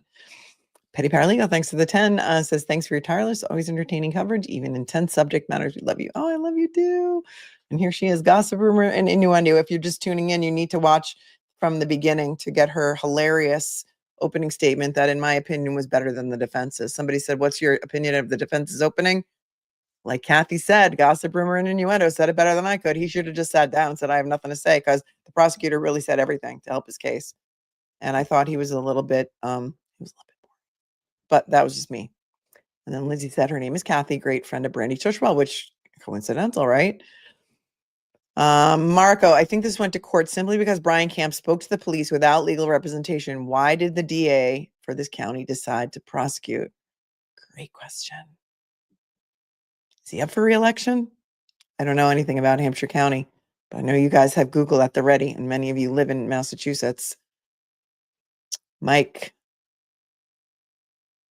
B from the 413. Thanks for the 20. The reason the 911 call recording is so long is that Chesterfield is rural. Massachusetts State Police handles most calls. I teach self-defense in hospitals. Oh, that's amazing. Maybe you can come on and teach us some self-defense. We have to teach what Massachusetts self-defense laws are. It makes people scared to defend themselves. Thank you, Mike B from the 413. Making your day. Hi, JDD Character Girl. How are you? Jane from Oz is in the house. Thank you. Romy, thank you for bringing her into my life. Meeting Gossip, Rumor, and Innuendo. Kathy, thank you. You're look, we're women lifting up other women, creators helping other creators. She's got a new subscriber. Thank you, Denise.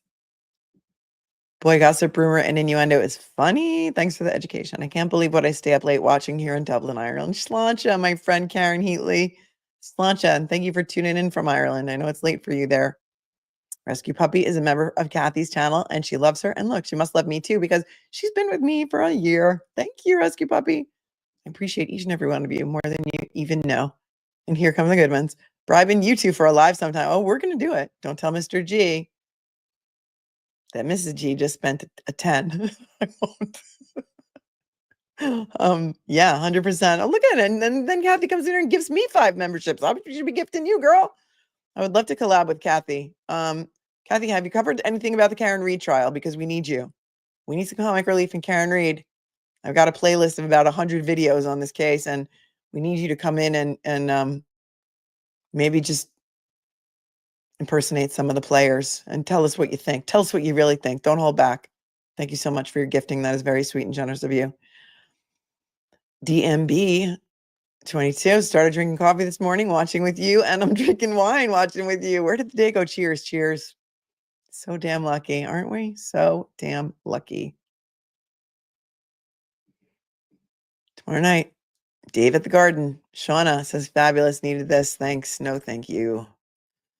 Thank you. Cape Cod said, my favorite channel. Thank you. You mean me or you mean Gossip, Rumor, and Innuendo? I'll allow it.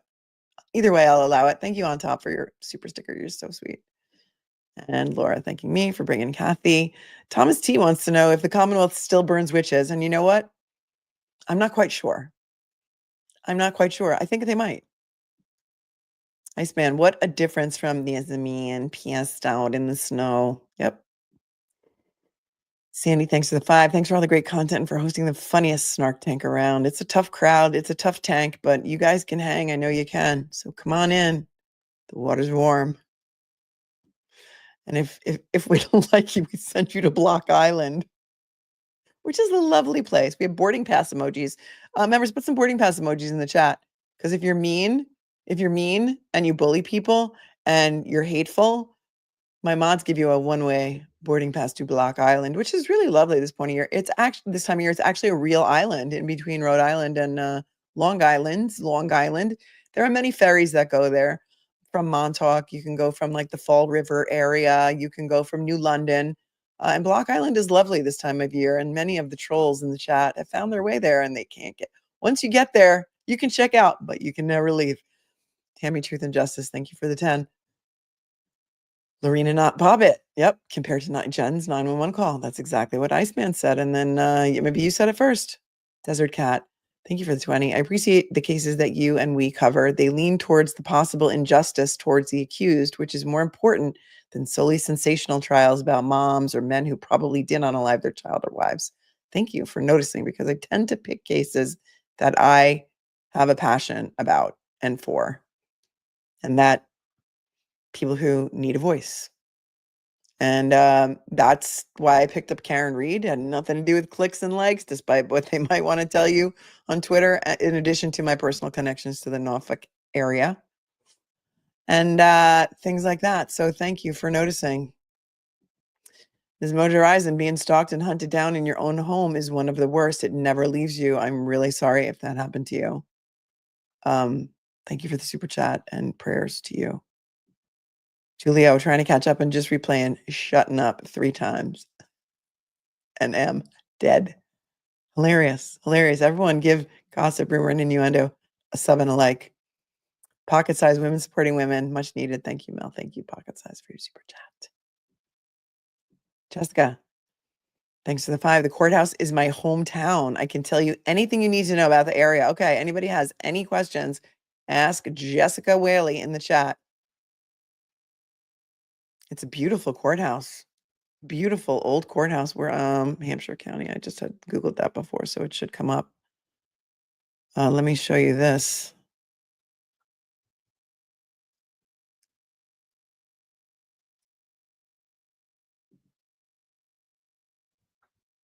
Where was the picture that I pulled up before? This is in Northampton.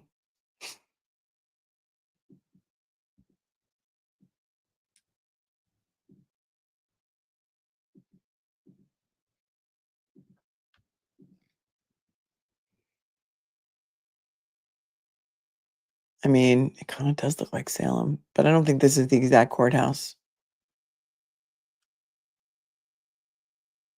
It is the Hampshire County Courthouse.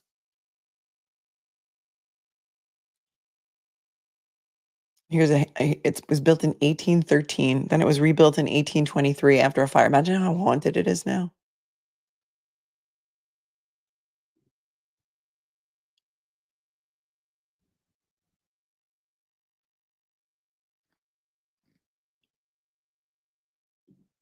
Beautiful.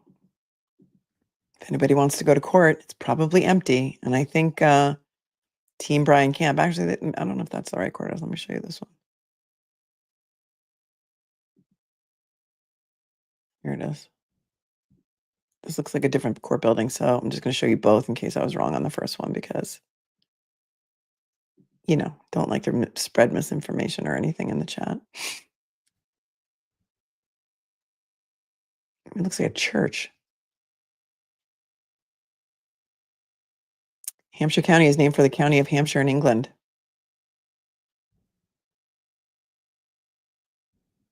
I called the court today. They answered the phone and everything. I said, is there a Zoom link for me to watch the Brian Camp trial? They're like, no, it's only in person. You got to come down. I was like, oh, okay.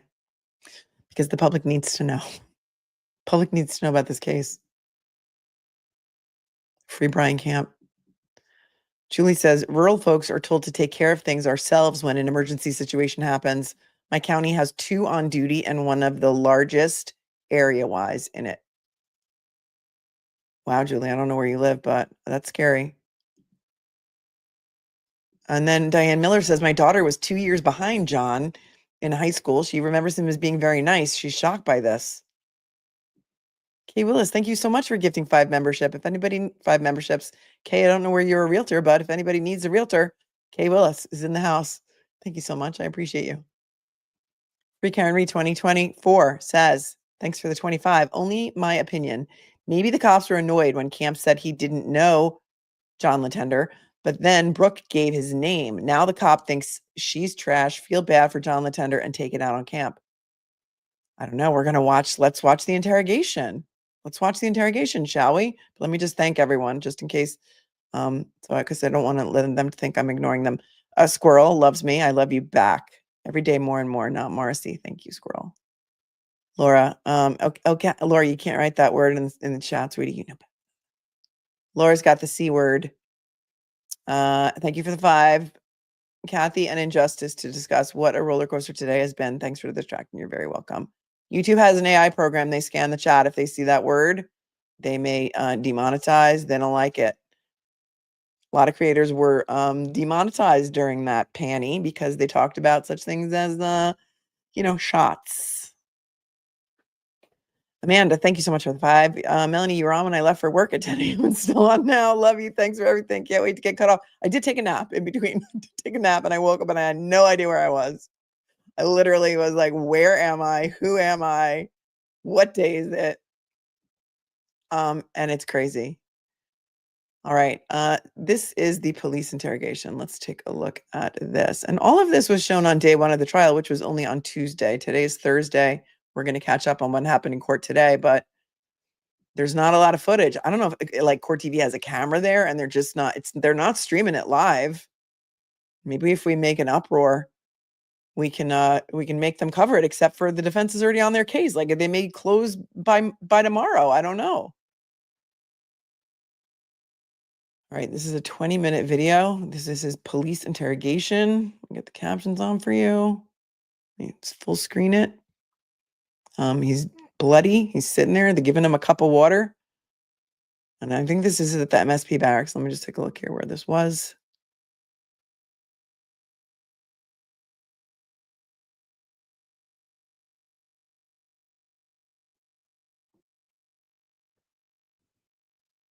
Let me see if it says here where it is. It's some barracks at the MSP. Let's see.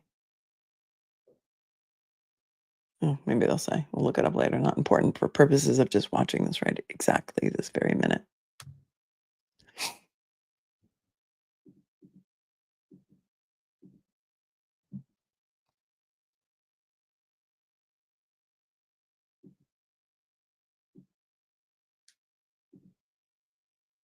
Okay, this is the interrogation video. Brian Camp. He doesn't have an attorney with him. He's 23 years old. The date was December 27th of 2022.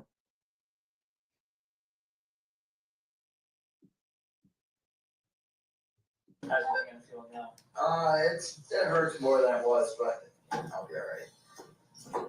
That camera there, it's on now, it's recording. There you go, second. Yeah, from the hospital. There's a.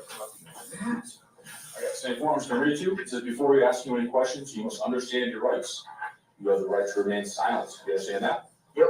Anything you say can and will be used against you in court. You understand that? Yep. You have the right to talk to a lawyer for advice before we ask you any questions, and to have him or her with you during questioning. You understand that? Yep. If you cannot afford a lawyer, one will be appointed for you. You understand that? Yep. If you decide to answer questions now, you still have the right to stop questioning at any time. You understand that? Yep. All right. Do you understand overall what I just read to you? Yes. All right. And having these rights in mind, you wish to talk to me now. Yeah. Oh, Yeah. He's like, yeah, I didn't do anything wrong. This guy broke into my house. He starts smashing my head. Yeah, that's blood all over. He's covered in blood. White as a ghost. I'm going to move away from the mic because I know that it's a court exhibit. The sound is crappy. You're going to have to turn it up on your end or put your earbuds in. that one, because you read that one, if you want to check yes or no, if you say yes, yes, and then you can sign it, I will sign it. That's the hardest thing is trying Oh, to sure. change it. What's the date? Currently it is the 27th of December. Look at his hand all wrapped You up. alright, Brian? Yep. Yeah. Oh.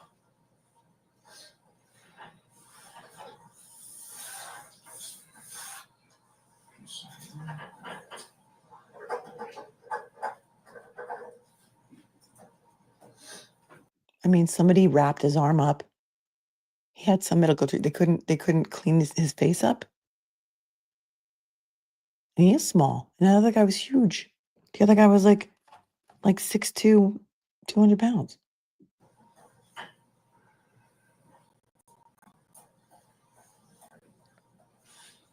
Correct time, 6:07 in the morning. Oh, sheesh. Yeah, that's long enough now. All right, so I guess we'll start with, tell me what happened tonight. She woke me up. She said that she thought she heard somebody. Who's she? Her Brooke. Okay, and that is your girlfriend, and you guys live together at the house. Yep. In Chesterfield. Chesterfield. What's the address there? 239 South Street. Okay. I want to say. She woke me up, said she heard something, which isn't unusual. I told her no, there's nothing, you know. I didn't get out of bed or anything. And then I guess she heard it again, or just had a feeling, and she got up, and like her head didn't even go around the corner, and she screamed and came back in. And then before I like even could see, because I just woke up, before I could even see, there was some guy standing in the doorway. Okay. And then. And this is the doorway of your bedroom? Yes. Okay, and this is the bedroom on the top floor? Yes. Okay, so it's a two-story house? Yes. All right, I just saw it from the outside briefly while I was up there, but. Right. So your bedroom upstairs? Right. He was upstairs? Right. Okay. And I don't even know how it started, but before you know it, the kid's like on top of me. Mind you, I had no clothes on. I'm trying to wrestle this kid. Completely naked? Oh yeah. Okay. Oh yeah. And I don't know, he was like trying to dig my eyes out and shit, telling me he was gonna kill me and all this stuff. And I don't know, he started bleeding up there. Something broke. I heard something smash.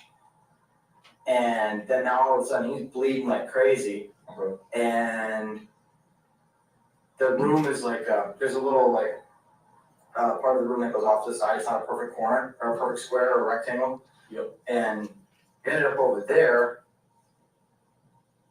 I had him in a chokehold, and he was still trying to dig my eyes out. Okay. Now, when you say you had him in a chokehold, describe how that was. Were you both on the floor? Were you standing? Both on the floor, and I had him like around the neck, Okay. like that, and like And was he on the bottom and you were on the top? kind of more like side to side. Okay. And then I thought like after somebody choked me out like that, I would, you know, you got me, right? And so I ran downstairs, mind you, still ass naked. I hear this dude coming down the stairs, and When you choked, he was unconscious? no, Okay. he wasn't unconscious, no. And because I let go of him before he dug my eyes out, you know what I mean? Okay. And I went downstairs, and He's out on bail. I don't know, it's hard to put like things in a chronological order, like 1, 2, 3.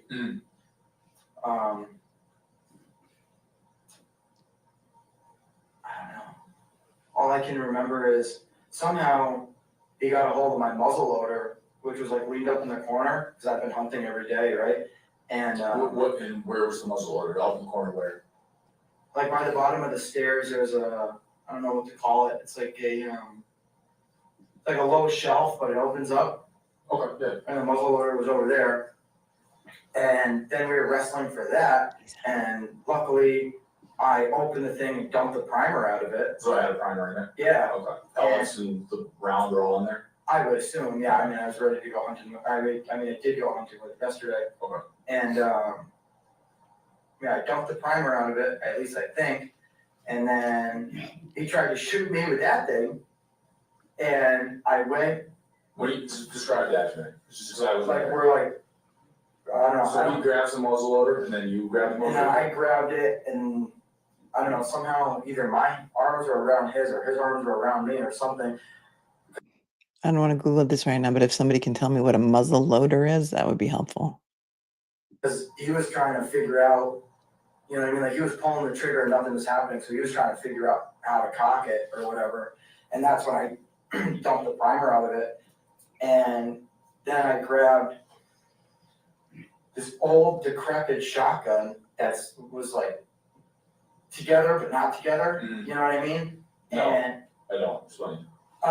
so like this chair might look like it's there and Yeah. all put together, but you touch it Okay. and the arm falls off, this falls off, so like it would not have functioned. Okay. But I just grabbed it as like a if someone pointed a shotgun at me, I would get out of the house, you know what I mean? And then he tried to grab that from me, so I ripped it back and the barrel came off of it. Okay. And then so I had the stock and he had the barrel, and I think that's what he hit me in the head with, was the barrel. Okay.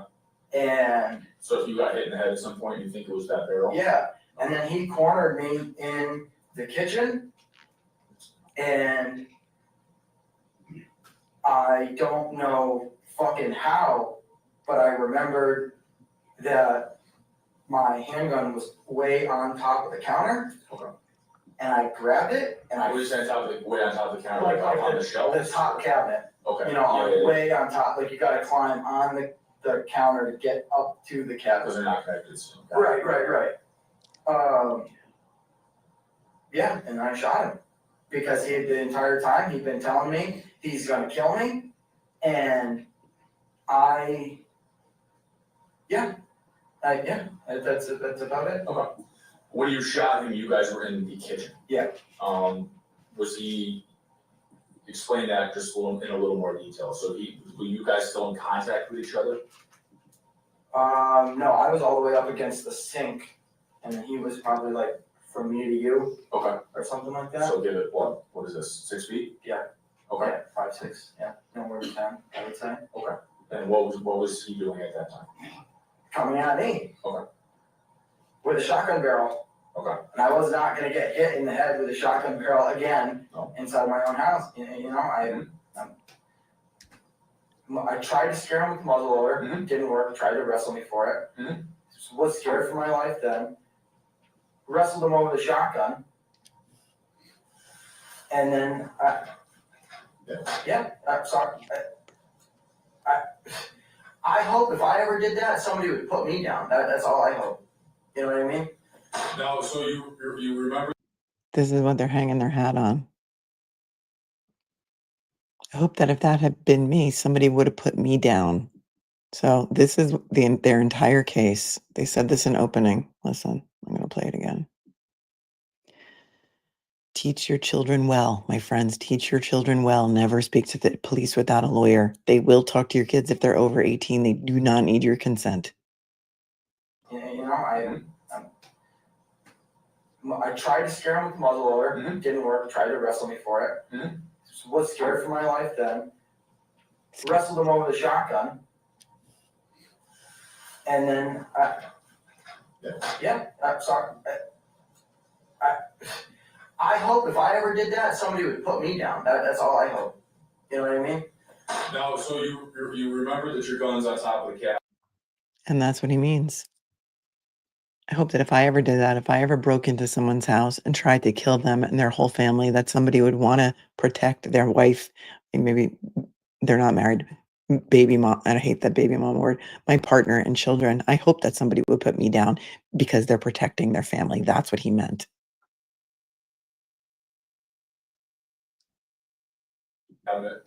So you reach up there, get a hold of it. Was it in a holster or anything up there? Yep. Yep. And so you took it out of the holster. What kind of handgun was it? It's a 6-hour P365. Okay. Yep. Sorry. 9mm. Mm-hmm. Okay. Actually bought it for her to shoot. Mm-hmm. And he's now, between 5 to 10 feet away from you, coming at you with a shotgun barrel. How many times do you shoot? Once, twice, I don't know. Maybe twice. I don't know. What happened then? He hit the ground. Okay. Then what did you do? I went outside to find out where she was because she got out of that house and I guess was calling you guys or somebody. And then I went out. Still naked. Went out, checked on her, got her shoes, then went upstairs and got dressed. Where were the kids doing this? Across the hall. I mean, the hallway is less distance than this table, me to you, from our door to their door. Okay. When your girl went outside, Your girl. did she get the kids or were they still in the house? No, they were still in the house. And then, so you ran outside, checked on her. Do you remember what she said to her? No, she was just talking to somebody on like the dispatch. I don't really remember who or what or I don't remember what I said. And then you went back into the house. Yeah, I got dressed. Okay. Was there any more shots fired when you went back into the house? No. He was still buck naked when he was outside. He had to go put some clothes on.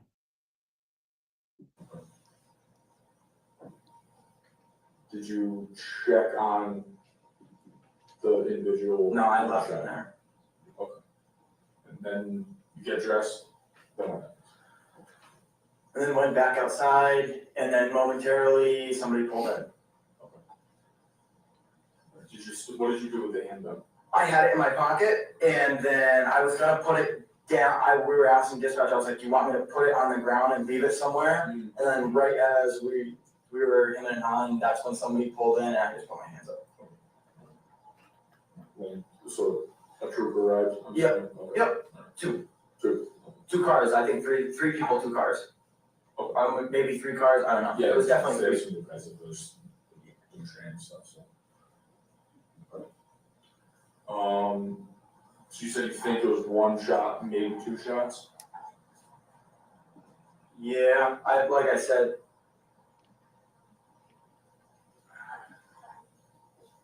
I mean, do you think maybe he's in shock and trauma? Maybe 2. Sarah, do you think maybe he's actually in shock and horror? And they're going to hold this against him too, that he didn't remember the 2 shots? Or he was waffling about it? I don't know, I have this reoccurring fucking nightmare about something like this happening and then my gun not going off. And like... It came true.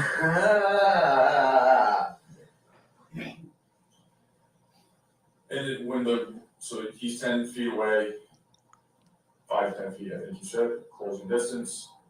When you actually let the round go, do you know what the distance was between the 2 of you? No.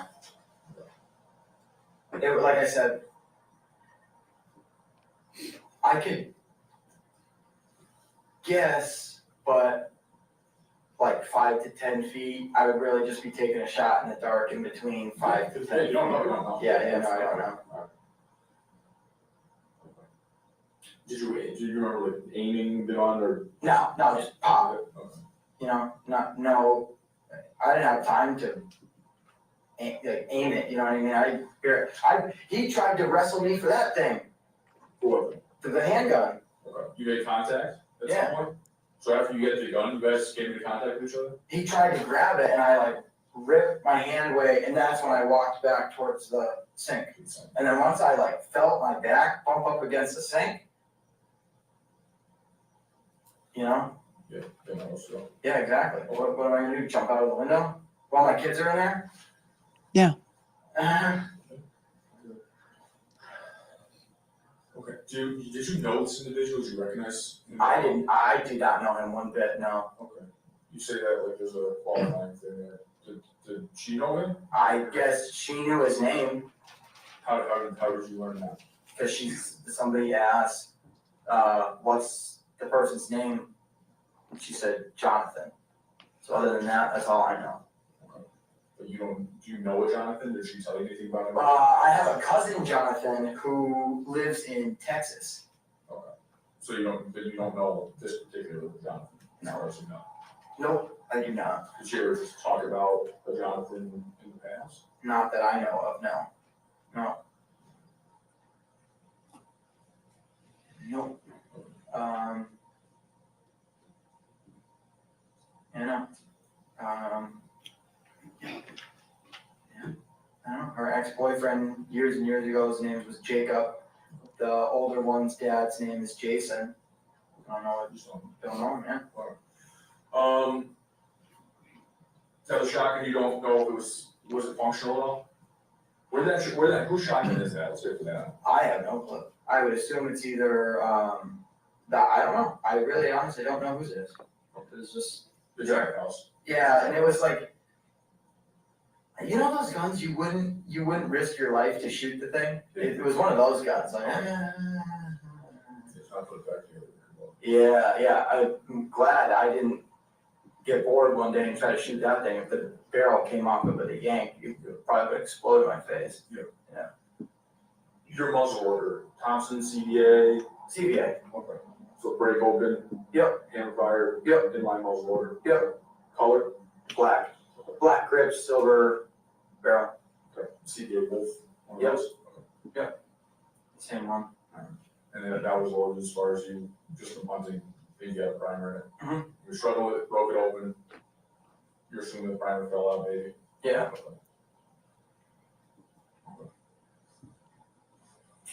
The SIG registered to you? Mm-hmm. Okay. Shotgun, you don't know. Mm-hmm. Do you have any other firearms in the house that are registered to you? I had a Smith & Wesson revolver. Okay. And I think my 22 was there for the raccoons. Okay. But other than that, You got a 22 rifle or a little revolver? yeah, little rifle. Looks just like the muzzle loader, with a little scope on it and everything. There might have been a shotgun locked in a case from shotgun season, but I honestly wouldn't even know what the hell that is. Like I said, I think it's in the case. This is I'm trying to paint All of his firearms are illegal, by the way. a picture for myself here. She said, you said, I think, correct me if I'm putting words in your mouth, that she tried to wake you up, saying she heard something, your girlfriend? Oh, she definitely did wake me up. Are you guys married? No. Okay, so girlfriend. Yeah. She woke you up, said she heard something, you didn't quite believe it. Yeah. And then like 5 seconds later, she got up and peeked around the corner, because our bed's here, the wall for the stairway is here, and so she got up, peeked 180 around the corner, and then screamed and hopped back in. Okay. When you first encountered the male, Mhm. did he have anything that you saw? Like bat, pipe, anything? No, I didn't see anything, it was dark. Okay. And so you get up and you immediately are in contact with him. And- Right, like before I could even get like up out of bed, really, yeah. Okay. And so he was bleeding badly when you were, so you got to fight, you got to start trying to choke him out. Yeah, and then somehow, like I said, I heard something smash. I would assume it was the smash. Okay. Right, I heard glass smash, and then all of a sudden there's blood everywhere. You know where he's bleeding from? I just had, because I remember when I had him in a chokehold, he had a pretty good split in his head. Do you know what that could have been? Because Brooke smashed him over the head with a glass trying to get him off him when he was attacking him when he was in bed naked. Like I said, the smash. You know what smash? I don't know, it must have been something glass. I don't know, a beer bottle or something. We don't drink beer. I don't know what the hell it was. Did you, Like a light bulb or something. I don't fucking know. your hands broken, were you Throwing punches the entire time? Oh, hell yeah. Okay. Was he throwing punches? Oh, hell yeah. Okay. God, trying to kill my family. And you think you got off a shot, maybe two, and you're sure that when you went back into the house, no more gunfire, you didn't shoot again? No. There was no more physical altercation, you can get back up and another physical altercation took place, something like that? No. Okay.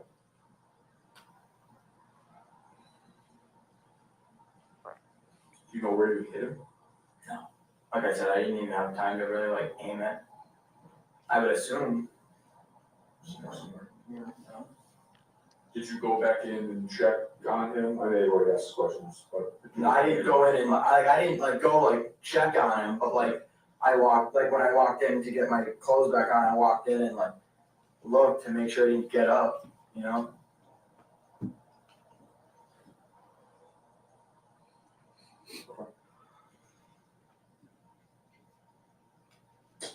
Anything else at the moment? Could you just describe to me the upstairs room? So you guys have your bedroom that you sleep in. Where are the kids located? So if this is the square of the house, right here where all these numbers are is the stairway going in. Then straight on would be the bathroom. And then to the left, right at the top of the stairs is our room. And to the right would be the kids' room. And then both rooms are, like I said, they're not perfectly squared off. So when you walk in, the front side of the house that's closer to the road has obviously some of the space is used for the bathroom. So it's kind of like a little Kick out type thing? Yeah, that's where the closet's built out of because they already took some space. Yeah, yep. Okay, so that was shown on day one of the trial, which was just Tuesday. So today, I have no video since then. Nobody's covering this. Readjust your volume now so I can speak at a normal level. Thank you. Okay, that was day one of the trial, which was, what's today, the 21st, so that was Tuesday. We watched the openings. The link is in the show notes below. We would listen to the 911 call earlier in the stream today. We watched the body cam video of what happened afterwards. We just watched that together. And then we watched a portion of his police interrogation. Then on day two, which was yesterday, the 20th of November, the jury was shown the remainder of his first police interview, which was recorded hours after the shooting. And during that interview, Brian said he expected that the intruder, later identified as Letendre, would run out of the house. Brian said after the shooting, he put his gun on the railing and went upstairs to put on clothes. Brian said both shots were fired before he put on clothes. Remember, he's naked. He was in bed when he showed up, the intruder. At the time of the interview, he said he had no idea who Letendre was or his connection to Brooke Janik, his girlfriend, also the mother of his two children. There's a lot of people are just guessing things in the chat, and it doesn't really help to guess anything. I like to keep it to facts. Those are his two children and her two children.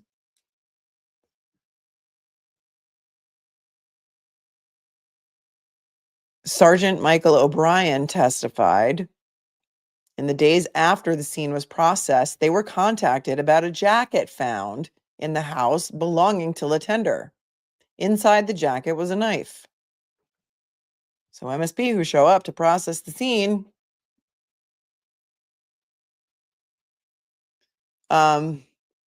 thanks, Kat, missed the jacket of the perp, the victim. That was on the couch, in which they found this knife that they're now calling a decorative knife. The jury has shown multiple crime scene photos of the home, mapping out the physical altercation between Camp and Letendre, including a broken shotgun in the kitchen and bloodstains in the bedroom. Sergeant O'Brien testified that handcuffs were recovered from Letendre's pocket during the autopsy. During the autopsy? They wouldn't have found those at some point during the ambulance ride did nobody look in his pockets to even find a wallet to find out who this guy was, like before they took him away in the ambulance? I'm confused by that. This is Massachusetts State Police. Welcome. Welcome, my friends, to the Massachusetts State Police. Guy shows up with handcuffs and a knife in his pocket. Then yesterday, the forensic pathologist testified, Dr. Andrew Elin, E-L-I-N, who conducted the autopsy, said he had a gunshot wound to the head and torso and numerous lacerations. Letendre's toxicology test was negative for drugs or alcohol. Dr. Elin said the cause of death was gunshot wounds to the head and torso and multiple blunt force injuries. And we just heard Brian say in his interrogation, yeah, I was punching him the whole time. Kathy said he was pocket size. Day 3, which was today, the Commonwealth rested after calling Massachusetts State Police Trooper Christopher Uliana, U-L-I-A-N-A. Uliana collected and analyzed ballistics evidence from the scene and determined projectiles found in the victim, Letendre's body, were fired from Camp's 9mm Sig Sauer handgun. Both sides asked Uliana about the proximity of cartridge casings to the victim's body as part of the dispute over where Camp was standing when he shot Letendre the second time, and if he needed to do so to defend himself. The defense begins its case, and they began their case today by calling Shannon Samuelson, a friend of Brooke Janik, who also worked with Janik and Letendre at the Dunkin' Donuts. Samuelson testified she went to the home on December 28th of 2022, which was the day after the shooting, to collect items for Janik and her children. While grabbing items from the house, she noticed Letendre's jacket on the couch. Samuelson said when she picked up the jacket, a knife fell out. She immediately called for Janik's father, who was in the house with her, who said it wasn't theirs. She testified that she then brought the knife outside to Janik, who called the police. And that is where we stand. I wonder what's going to happen tomorrow. This is a case that is flying by.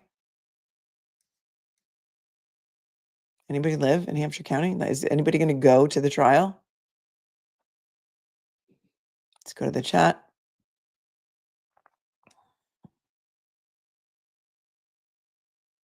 Thank you, Barbara, so much for your $20 super sticker. I appreciate you so much.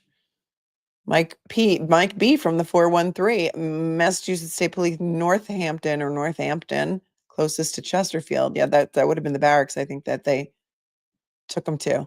And here in Patriotic in the house, it's such a shame that Massachusetts State Police do not videotape every interview or conduct every interview at the barracks. No, in Canton, they go to their homes to do it, and they do it in groups. And they don't even take notes, and they just write the statements up months later. So details are not important. Not important. Sarah in Shock and Horror says, so an 8-minute window makes the difference between this being justified and him now being charged with manslaughter. How sad. Yep. Ms. Mojo Horizon, Jim Morrison's wife in the chat. I want to help. Is there a way? I don't know. I don't know if this is a public defender or a private defense attorney. When I tell you there is so little information about this case going on right now, it's hard to find anything except these little snippets that I'm reading to you. That's it. They're covering it. They don't want anybody to know about it. They thought he would take a plea. He's facing 20 years, you guys, 20 years. Although he posted a $10,000 bond and he's been out since then. As a condition of his release, he was ordered to surrender his license to carry and firearms identification card, not to reapply for them, not possess firearms, and not live in a household with firearms.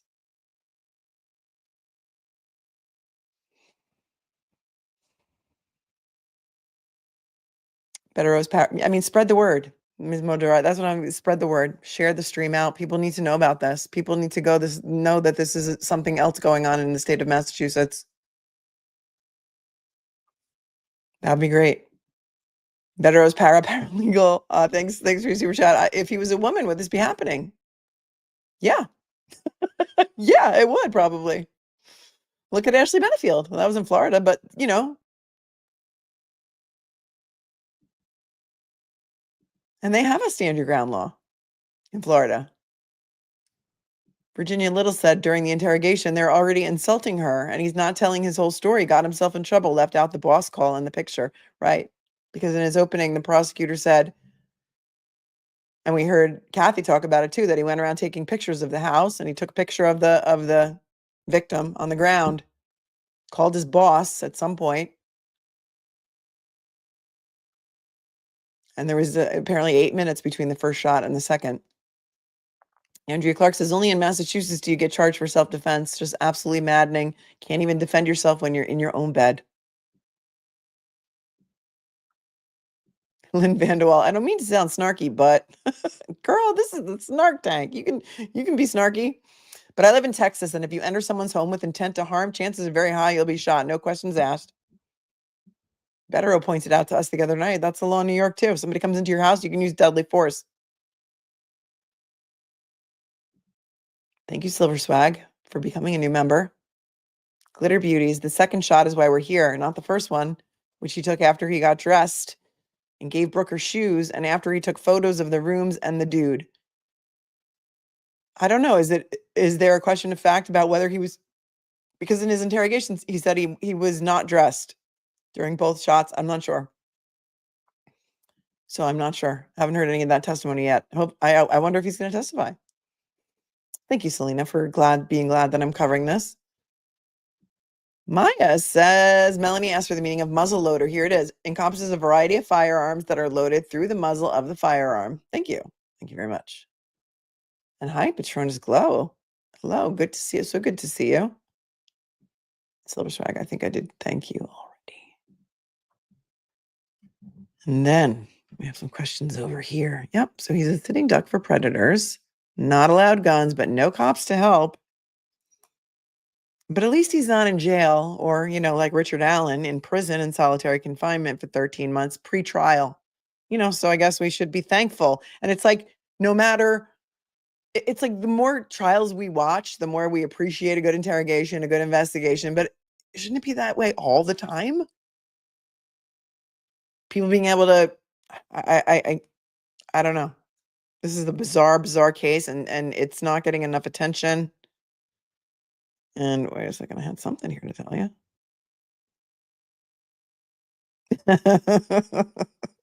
Mr. G found out about Mrs. G. And Mr. G, Brian, could not be outdone. Sent me a 20 and said, Mr. G found out about Mrs. G. We love you, Mel. We love the Goodmans. We love the Goodmans.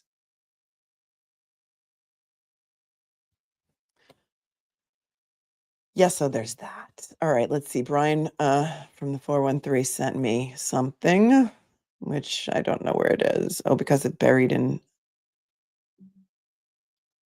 let's see. Mike B from the 413. Comment too long, couldn't put it in the chat. Here it is. I believe what they will try to use is the fact that after the first shot, Brian did not retreat.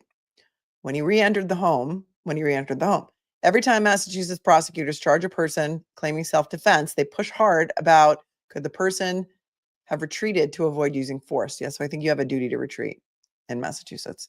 Had Brian stayed out of the home naked in the cold or stayed back upstairs with the kids may be different. An example of if I'm in my living room and an intruder kicks out in the front door, if I cannot demonstrate that I tried to leave the room or even leave my house and I use force, I didn't act in self-defense in Massachusetts. That's exactly what they're saying.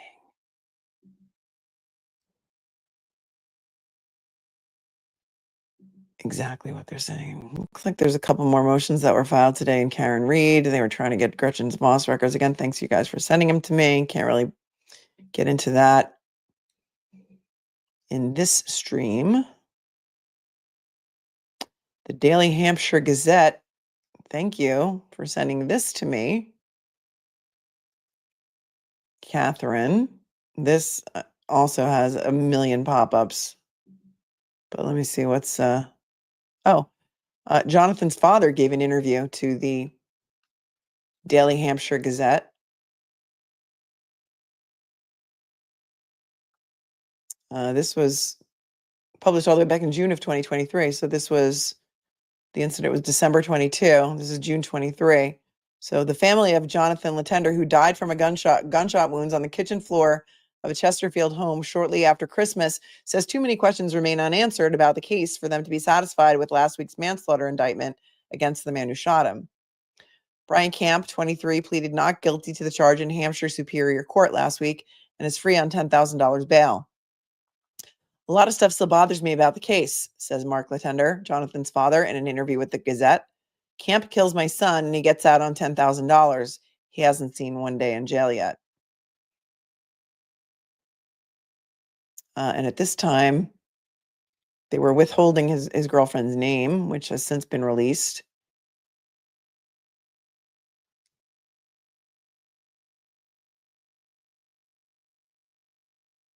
Gagne said, all right, so he was indicted. When was he indicted? So he wasn't indicted until June. So it was 6 months before they indicted him, or 5 months, a little over 5 months. Prosecutor said, we thank Mr. Letendre's family and the community as a whole for their patience during this lengthy investigation. Hopefully the grand jury's decision to indict brings some measure of justice for the Letendre family. But for Letendre's family and friends, there are still many questions unanswered about the case, including what exactly he was doing there that night. Yeah, exactly. To many who knew him, Letendre was dedicated to his job, working at Dunkin' Donuts and eventually rising to become the general manager, overseeing the franchise's 3 locations in Northampton. He was very professional in his job, very professional. Oh, except for he was, banging a coworker who probably was like younger. And, that's kind of frowned upon in an employment type situation. And who knows if he was like even pressuring her to have a relationship with him.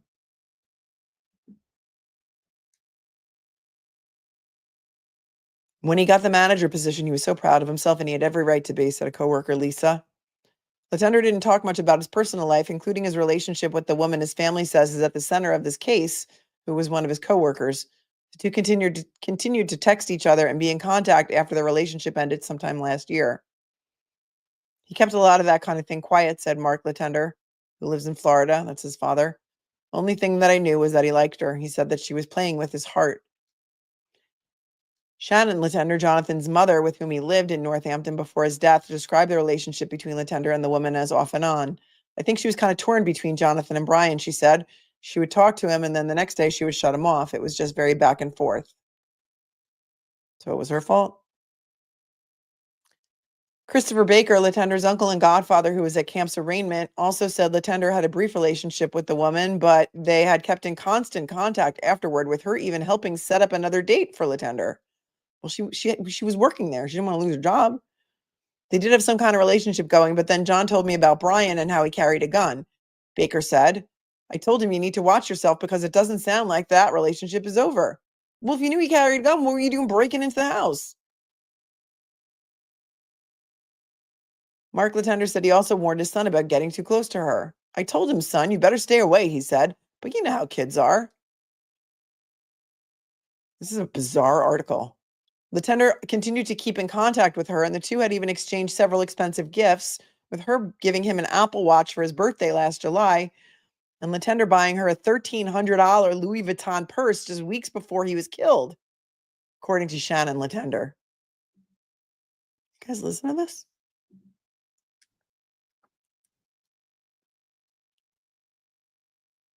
$1,300 Louis Vuitton purse.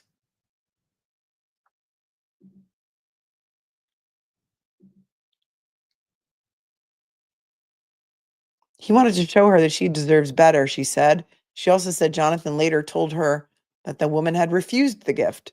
Well, good for her. Tom Kokonowski, the lawyer representing Camp in the manslaughter case, said his client was justified in acting in self-defense that night. My client was attacked while he slept by a man he did not know after midnight. His 2- and 5-year-old daughters were in the next room sleeping when the unknown man appeared in the dark. My client endured an attack that lasted a long time. He fought for the lives of those children and their mother. Shannon Letendre said she didn't buy the narrative that Letendre had been the primary instigator of the incident. She said Letendre had been scheduled to go into work the next day on the opening shift, which begins at 4 a.m., only a few hours after he arrived at the Chesterfield home. There's things that haven't been addressed by the DA's office, she said. The only reason he's even getting the manslaughter charge is the 8.5 minutes between the first and second shots.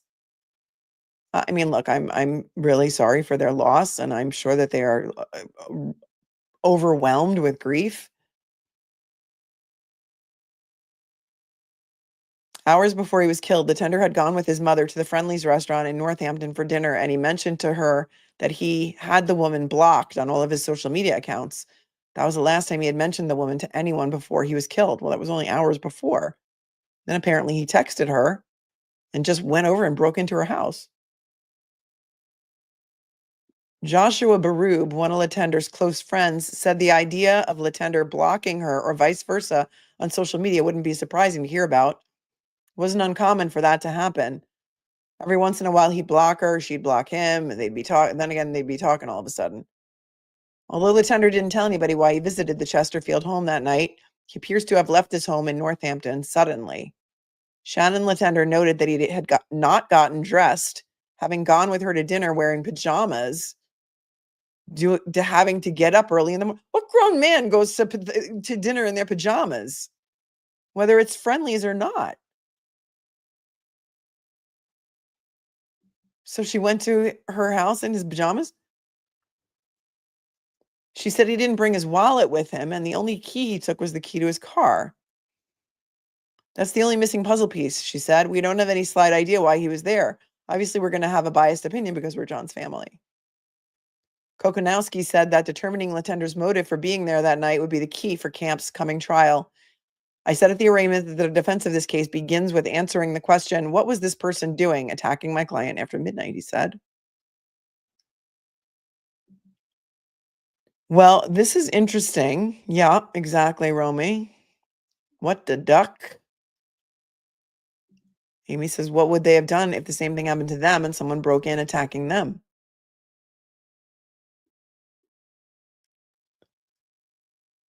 So let me just go back to the trial synopsis here. So day one was openings, 911 call, body cam, police interview. Day two, second half of the police interview.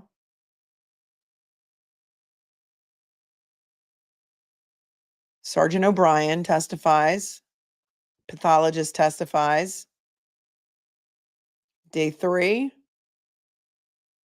Trooper Juliana testifies, and they arrest. They had 3 witnesses. Can they teach Lally how to try a case? 3 witnesses. Prosecution rests. Defense begins. Calls the friend of Brooke who works at Dunkin' Donuts. She's the one who found the jacket that MSP didn't find. So they didn't have all the information. Well, that's why it took 5 months to indict him, I guess. And I imagine the trial will continue tomorrow. And that's where we stand right now in the trial of Commonwealth of Massachusetts versus Brian Camp. What say you? Yeah, Julia, that's what I'm saying. 27-year-old man went out to dinner in his PJs with his mom. Mariko says, I do not think the parents knew their son as much as they believe. While their loss is devastating, 100%, they're ignoring the B&E threats and attack. Yes. Yes, a Sunflower Day. He broke into their house with a knife. The prosecution called it a decorative knife in their opening, and handcuffs. What was he going to do with the handcuffs? And I guess he was in his pajamas. Have you been to Walmart? They're all in their pajamas. Sometimes on the airplane too. Do you remember when getting on an airplane was like a fancy event? Like people would dress up to get on the plane. And now it's like people just show up to airplanes in their pajamas. I'm offended. Put some clothes on, people. Put some clothes on. Have a little respect for yourself. I mean, really, have a little respect for yourself. I'm sorry, is that mean? I would always rather be overdressed than underdressed. I mean, not particularly today because, I napped and all, but on the regular. Sounds like he may have had mental health issues, says Margaret. I don't know. I don't know. It seems like everyone had his job. He was managing 3 Dunkin' Donuts stores. It seems like he had it kind of together. I mean, he bought her a $1,300 Louis Vuitton purse. Like, thankfully, she turned it down. It sounds like he may have been stalking her and telling everyone that she was hot and cold with him on again, off again. Maybe. I'm not victim blaming here, but who's the victim here? You know, these cases are tough.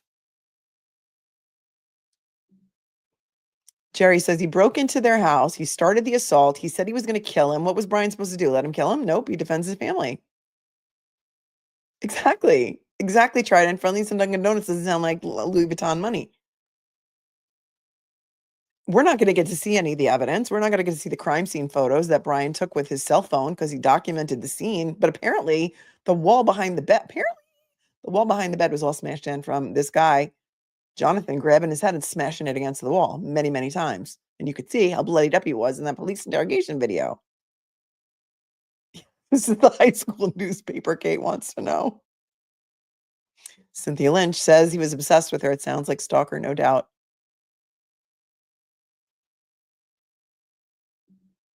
As Constance Smith says, he sounds like he was obsessed and that's all he thought or talked about. Yeah. Janai, that's terrifying. Premeditation. In Virginia, the family is going to be really upset. Their son is gone at the hands of someone else. They have been all over the police about it, I bet. Yeah. And that was 5 months after the shooting. Carol says, my heart goes out to any parent that has lost their child. However, he broke into someone's home in the middle of the night with a knife and handcuffs. No good could have come of that, right? And can't both things be true? This is where, I think the true crime genre and the law tube and like people just need to, 2 things can coexist. We can have sympathy for the family of Johnathan Letendre. We can have sympathy for the family and feel their heartbreak and their loss, and also believe that Brian Camp should not go to prison for this.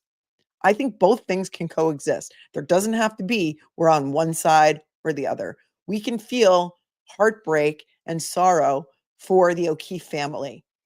And we can also believe that Karen Reed was not responsible for his death and should not be the one to go to prison over it. Why can't both things coexist? They can, and they do. And these things have just become too divisive, in my opinion. And Jane says that people have empathy. They don't see it that way. Yeah, Virginia says, I remember the days when you made sure you dressed decent when you left your house. Yep. Yeah, Melanie's little concierge service is here. Like, WTF was he going to do with the handcuffs? That's absolutely terrifying that he showed up with handcuffs. Yeah. Crystals agrees with me. I agree. Why does it always have to be one way or the other? Why does it have to be like pro or anti? Can't 2 things coexist?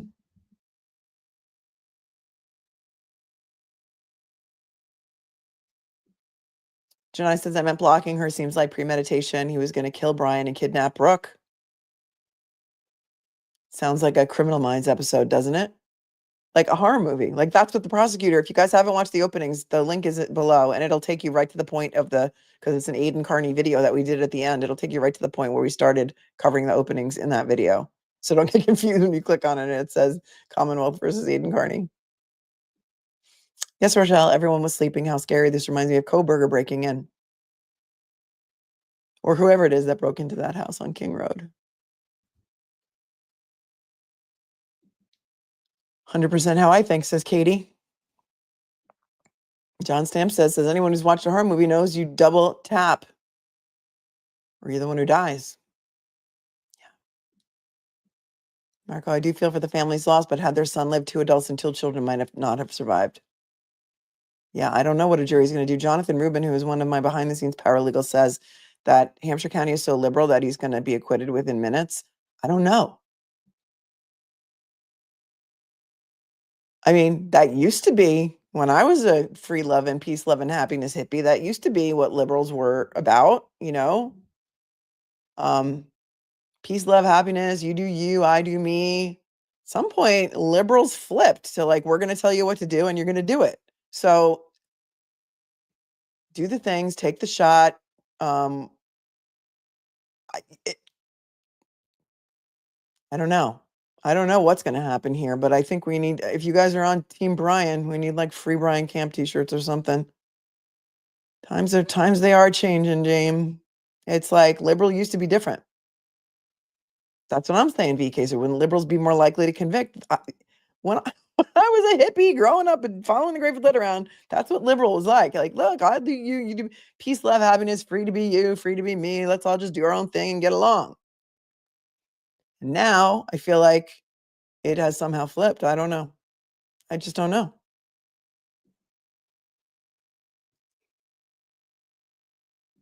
Right, Rosemary. Another thing that doesn't exist anymore, accidents. Must we always blame someone? Right. Rachel says, wonder what else he had planned.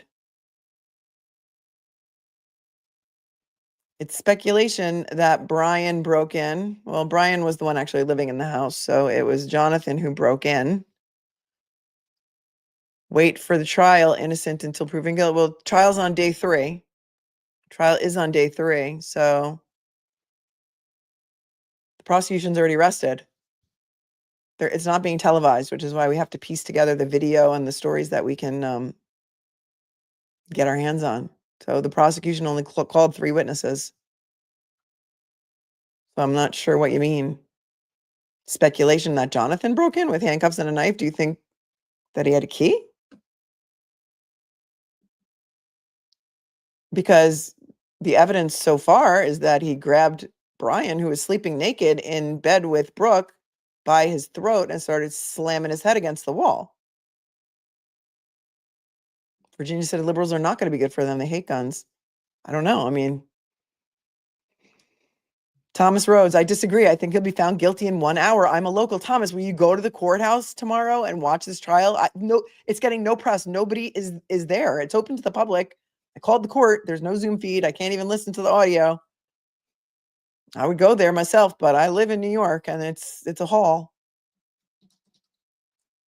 We need boots on the ground there. I mean, this case could go to the jury tomorrow. Juries have disappointed me lately, says Churistity.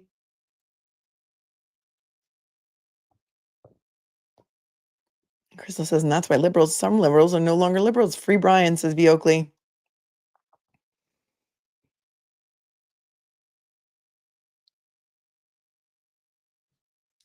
And that's where we are. That is where we are. Well, there you go. There you go. Well, we'll have to follow up and see what happens tomorrow.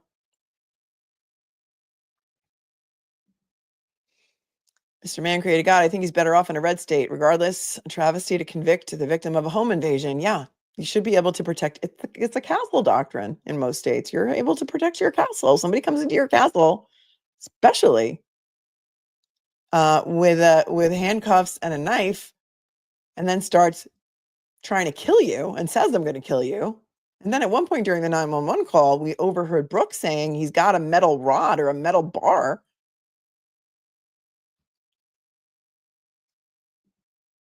Thank you. We have another local in the chat. Thank you, Abracadabra. A lot of us out here in Hampshire and Berkshire County do not lock our doors. You better start. Oh, is that what that person meant when they said that he broke in? That maybe he didn't break in? The door was just unlocked? Oh, maybe. That's what Truth Seeker meant. Is that what you meant, Truth Seeker? Doesn't matter if the door's unlocked. It's still breaking and entering. So I don't know. Melanie Little's concierge service wants to ask Thomas, why do you think that? Interested to know. It is the Hampshire County Courthouse, Hampshire Superior Court. Let us find out where that is. Hampshire Superior Court, Massachusetts. It's in Northampton, 15 Gothic Street. It's a lovely courthouse.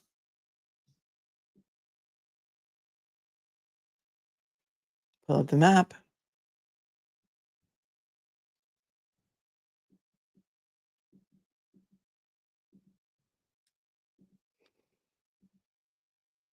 Here's where it is.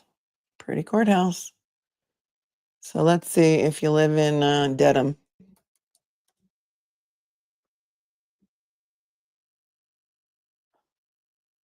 If you live in Dedham, it's 102 miles.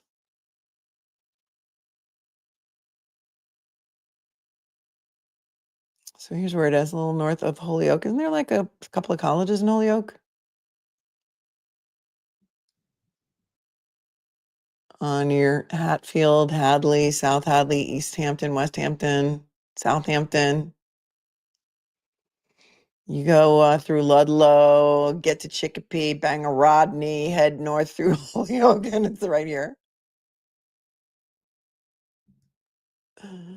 It's about an hour and 42 minutes if you left right now.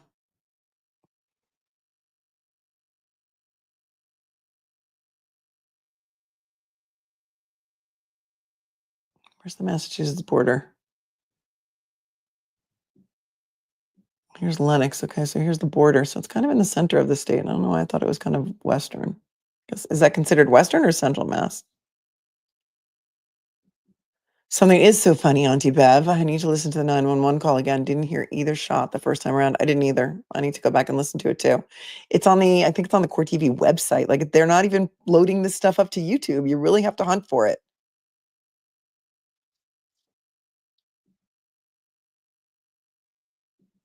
Iceman is nominating Thomas Rhodes. Can you be our Andrea Burkhart and be boots on the ground in that trial? I don't think there's much more left. Anybody wants to go hold some signs outside the courthouse? Get Ted Daniel on this. Get some reporters up there. Why are they not covering this story? Why?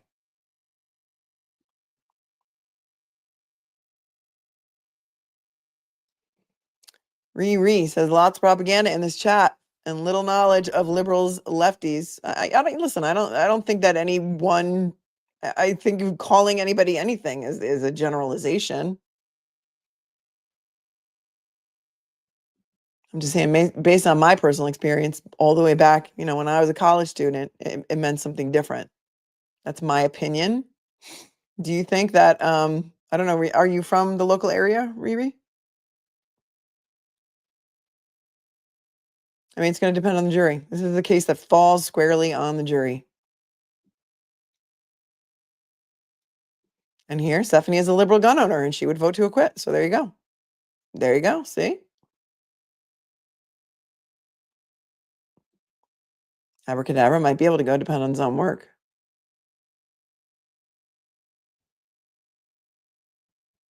Yeah, he texted Brooke. He wanted to come over. He couldn't sleep. She never answered. He went anyway.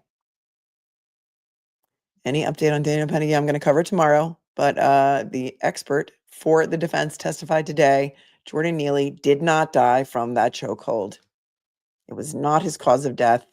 His cause of death was caused by K2, sickle cell trait.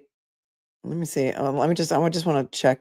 Thank you for reminding me, because I do want to check what happened today and what the status is, but I need to do a full-on catch up tomorrow. So watch for that stream. Make sure that you are subscribed and you have all the notifications set and you enable notifications on your phone.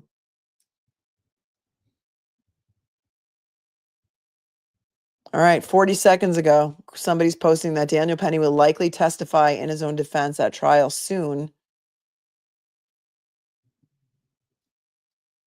So I can't wait to hear about that. And according to the forensic pathologist, let's see. I had this pulled up earlier, so let me just find that article so I can give you a quick update on that. I know many of you are very curious about it, as am I. I did go to court one day. I have his interrogation video. I have a lot of things ready for you.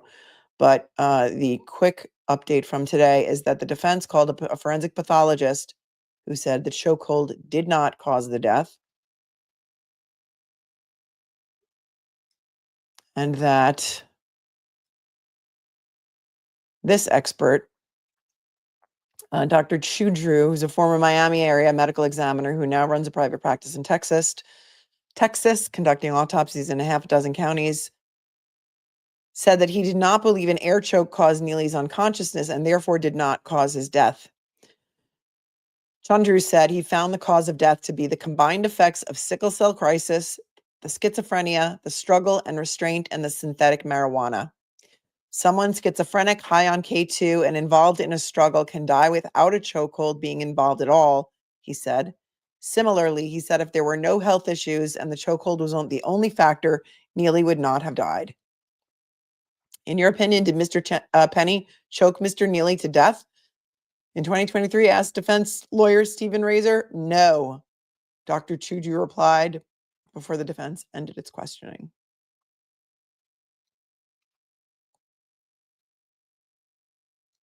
I also have an autopsy report here for you. Let's cover this tomorrow. And let me just see how they concluded today.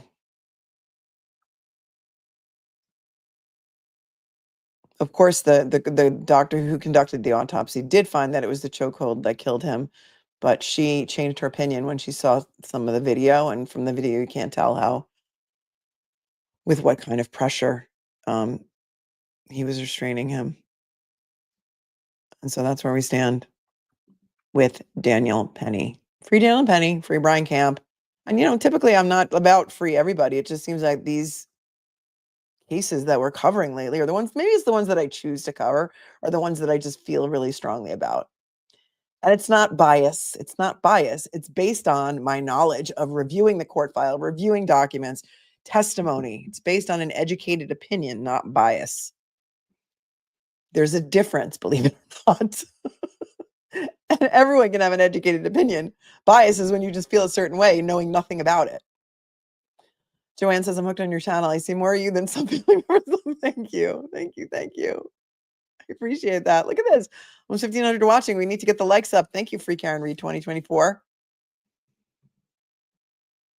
For asking everyone so kindly to hit the like button. You're amazing. It helps the algorithm. Let's share this out, you guys. Let's let people know about this.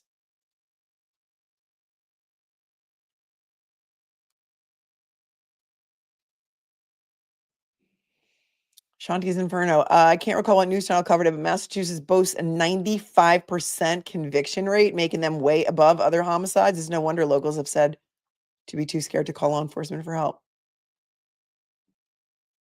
Robin Rowe, the kid was so honest with the police. He didn't have anything to hide because he didn't think he did anything wrong. I know.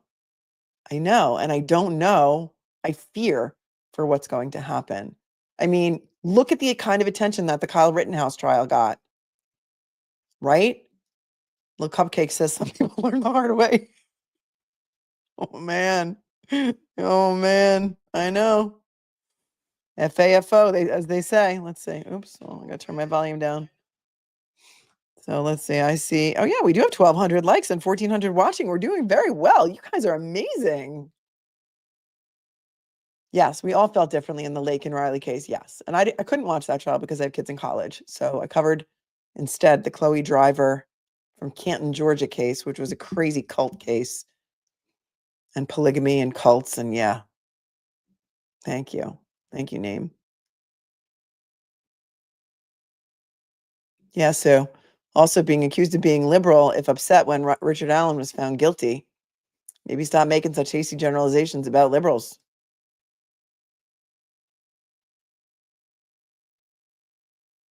Yeah. I don't know if you're talking to me or you're talking to people in the chat, but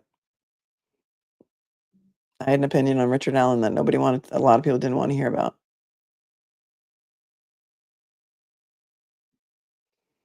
All right, everyone. Bruins are up 1-0 after the second period. I only root for the Bruins until the playoffs, and then I'm a Ranger girl. You know that. I'm rooting for the Rangers now, too, but I will allow it. I will allow Bruins scores in the chat. Anything having to do with the Colorado Buffaloes. And by the way, hold on a second. Let me just talk about my Buffs for 1 second because this is really cool. I want to show you this. Some of you care about college football. Some of you don't. But it's my channel, so I'm going to show it to you. Hang on a second. Let me just find it. Because I got to remember where I put it. Because I save things, and then I forget where I put them. And then I have trouble finding them.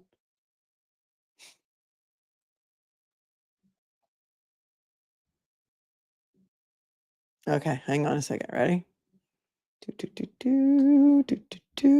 I'm a proud alum of the University of Colorado Boulder. Most of you already know that. But here's something really cool that happened today. Deion Sanders is our coach. I was at the game last weekend. It was awesome. Check this out. This is the number 2 recruit in the country, 5-star quarterback, Julian Juju Lewis. Let's see what he's got to say. I was talking to David Mulugeta, obviously got the Athletes First hoodie on right there. He said, you're talking to my guy, Juju. He is very similar to C.J. Stroud. Very mature, very calm, football IQ through the roof, and obviously can put a ball everywhere, which is why everybody on earth is excited to hear where you're going to go to school. So without further ado, ladies and gentlemen, Julian Juju Lewis will be playing football for whom next year, brother? I will be continuing my athletic and academic career at Here we go, full the University of Colorado.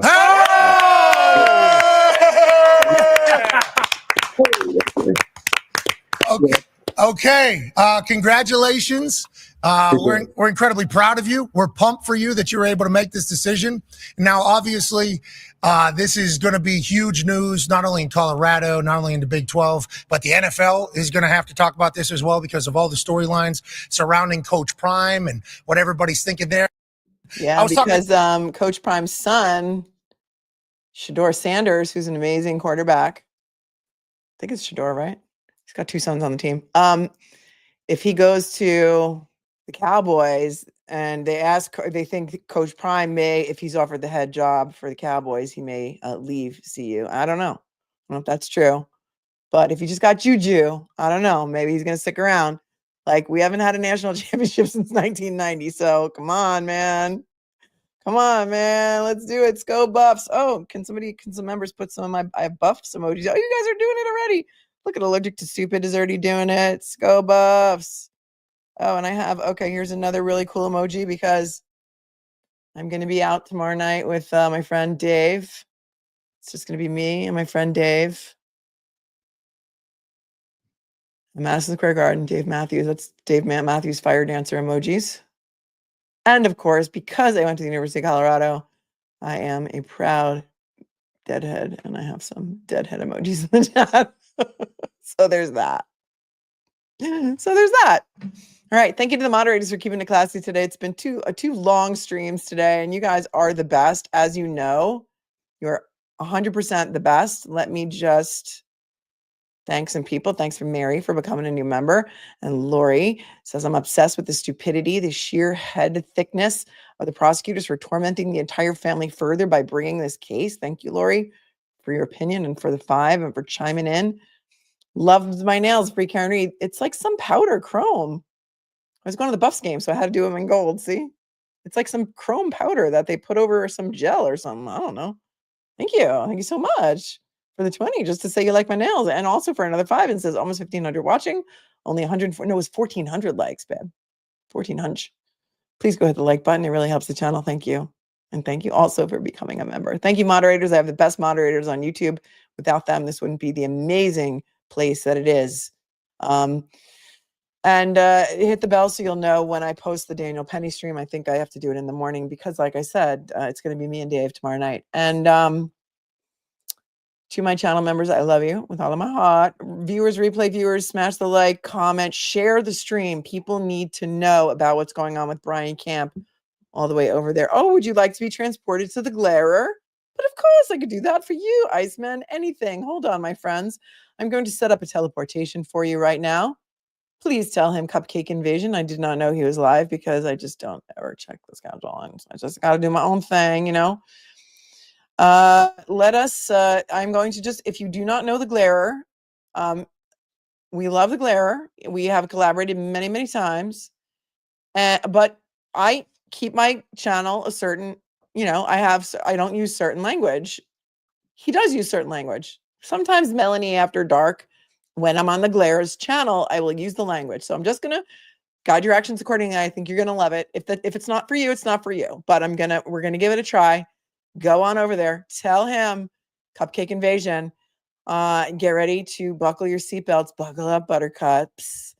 In 3, 2, 1. Stay cool, stay kind, stay classy. It is so not hard. Let's go. Cupcake Invasion. Peace, my friends.